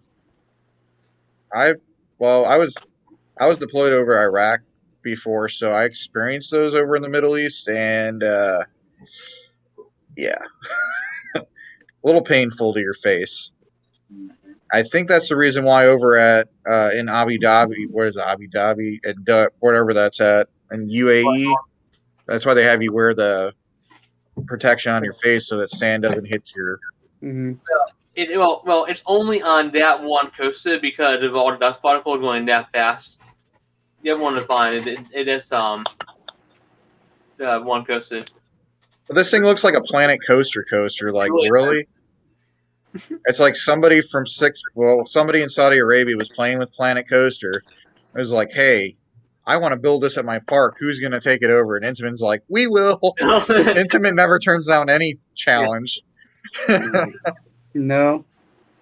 So you got to give them props on that. And I think they did the right decision by coming up with those compact coaster models, even though they kind of copied, Premier a little bit. But I think Intamin's going to make it more intense and more fun to ride, in my opinion. We'll see. Well, yeah, I was just going to say that. We'll see. Like the single rail? Yeah, the Hot Racer model. Mm-hmm. Being heck no, Intamin, heck yes. Thank you, Banshee EST 2014. Do you guys have any other questions for our special guest so we can let him go since we kind of went over our time by a little bit tonight? We do appreciate Tony and Casey joining us. Sorry about that. No, we appreciate you having us. Icebreaker looks awesome. Well, let's go right. Icebreaker for the Premier ride. I'll agree. Icebreaker for a Premier rides. It's, what do we call it? Skyrocket 4 model. Since there's technically a Skyrocket 3.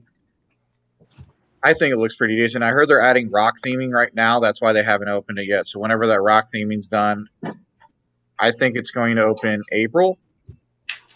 But I guess we'll find out. Would be amazing. I mean, the top hat has no trims on it, so that back hog would be flying over it. I'm just glad the parks are pushing forward with opening new rides. True, and I'm glad they were able to catch up with whatever they were behind on. So, and they're doing the best they can. Oh, to add to it, I'm going to put it in the description, Banshee. So, Casey's actually not a part of a channel. He joined us because him and Tony are experts for Cedar Point. Tony actually works at Cedar Point, and his channel is Coasterguy 101. I'll put the link in the description so you can go ahead and follow his channel. He has live streams all the time, and he's been doing this for a while. What's your favorite roller coaster? Okay. And then I guess for everyone, right? Yeah, you go ahead and go first. My favorite roller coaster of all time. I'm gonna get a lot of hate for this, but it's the Beast for a lot of different reasons, and that big one is nostalgia. Because I rode it back in around 1980, back when it first opened. Was it more intense back then?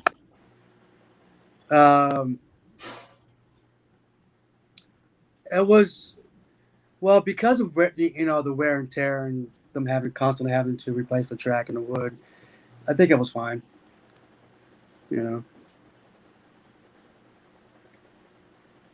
I think my favorite ride's Time Traveler. I mean, I don't think I know, but that's just because every time you ride it, it's a different ride experience.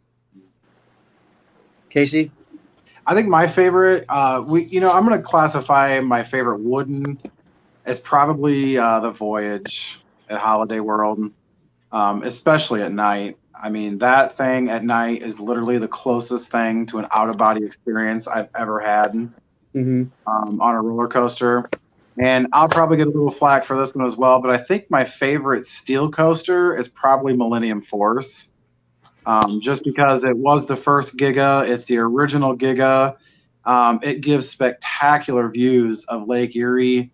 You get spectacular views of the whole park. I absolutely love the theming, even though it's kind of minimal. And one of my favorite things, I know this is going to sound so strange about Millennium Force, is the station music. Oh yeah, it has the best. Yeah. It does. I can't tell you how many times during the off season I watched the POV, or even just hearing the station music loop on YouTube literally gives me like goosebumps sometimes. So It reminds me of the show Stranger Things when I go into the station. I know Stranger Things. For steel, for steel, it'd be a tie between Magnum and Millennium Force. Or they're two of the originals. For me, mine will be short, and then I'll let Zach go. Wooden is definitely the Voyage, and then for my favorite steel, just because I rode it opening year, would be Maverick, because it was my first experience at a launch coaster. And in 2007, when it opened, it was more intense.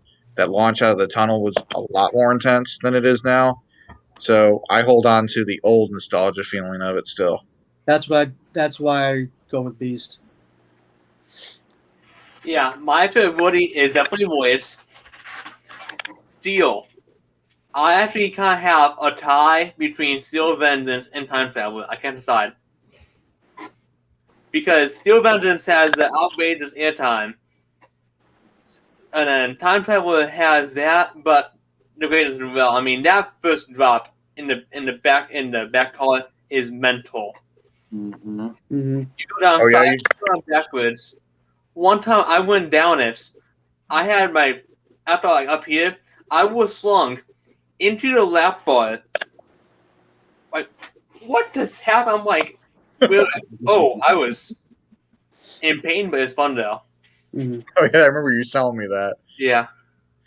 Yeah, that last row on Time Traveler is insane. Row 7. I just like the feeling of weightlessness on it. I think the feeling of free falling for that brief second is just crazy.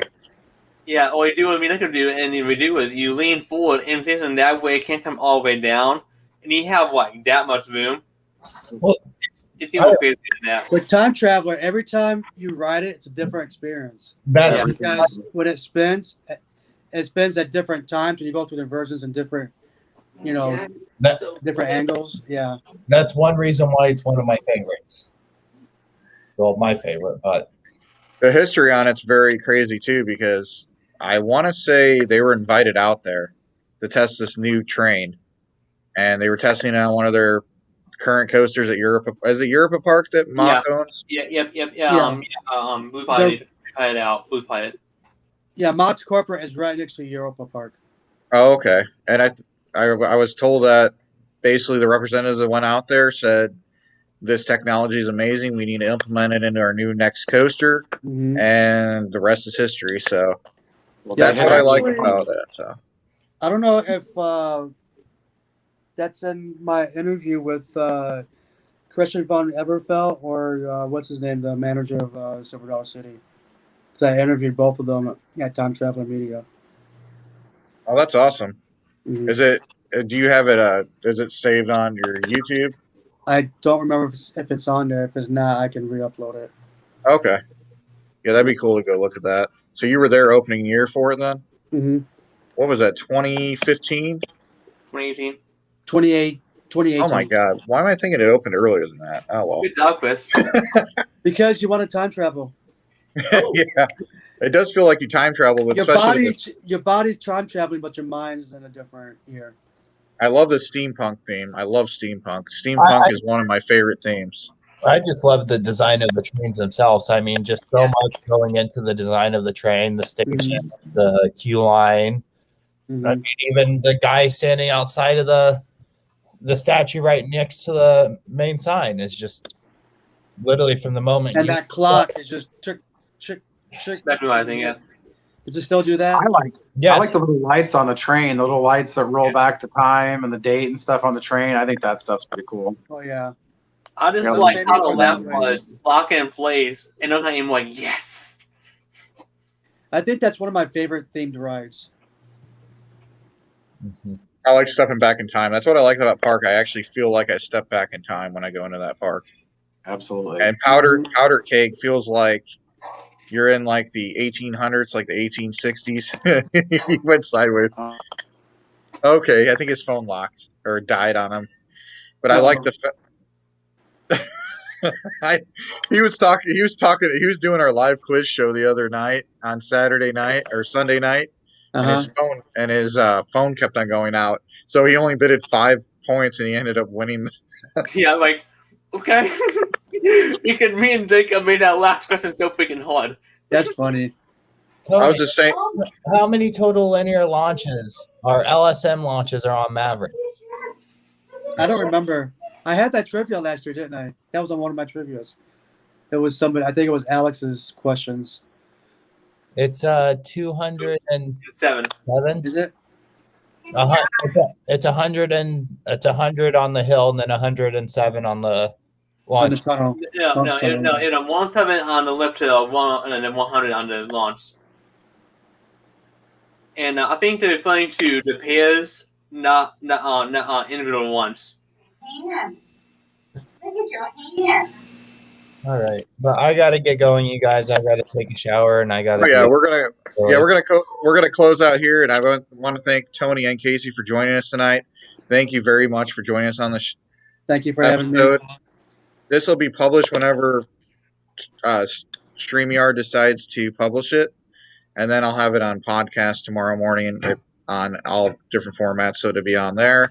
If you guys get a chance, whoever's still with us after this, go to Coasterguy 101's channel. Go ahead and subscribe. Follow his content. He has good content. He does. And if you see him at the parks, say hi to him. Tony's a good guy in the community. So is Casey. I think Casey's phone died or something. I don't know what happened to him. Probably did. And wood. He probably went to bed. Yeah, I thought I sleep in this cell. All right. Well, thanks for joining us tonight, guys, and join us for the next Roller Coaster Therapy episode here on Midwest Coaster Fans.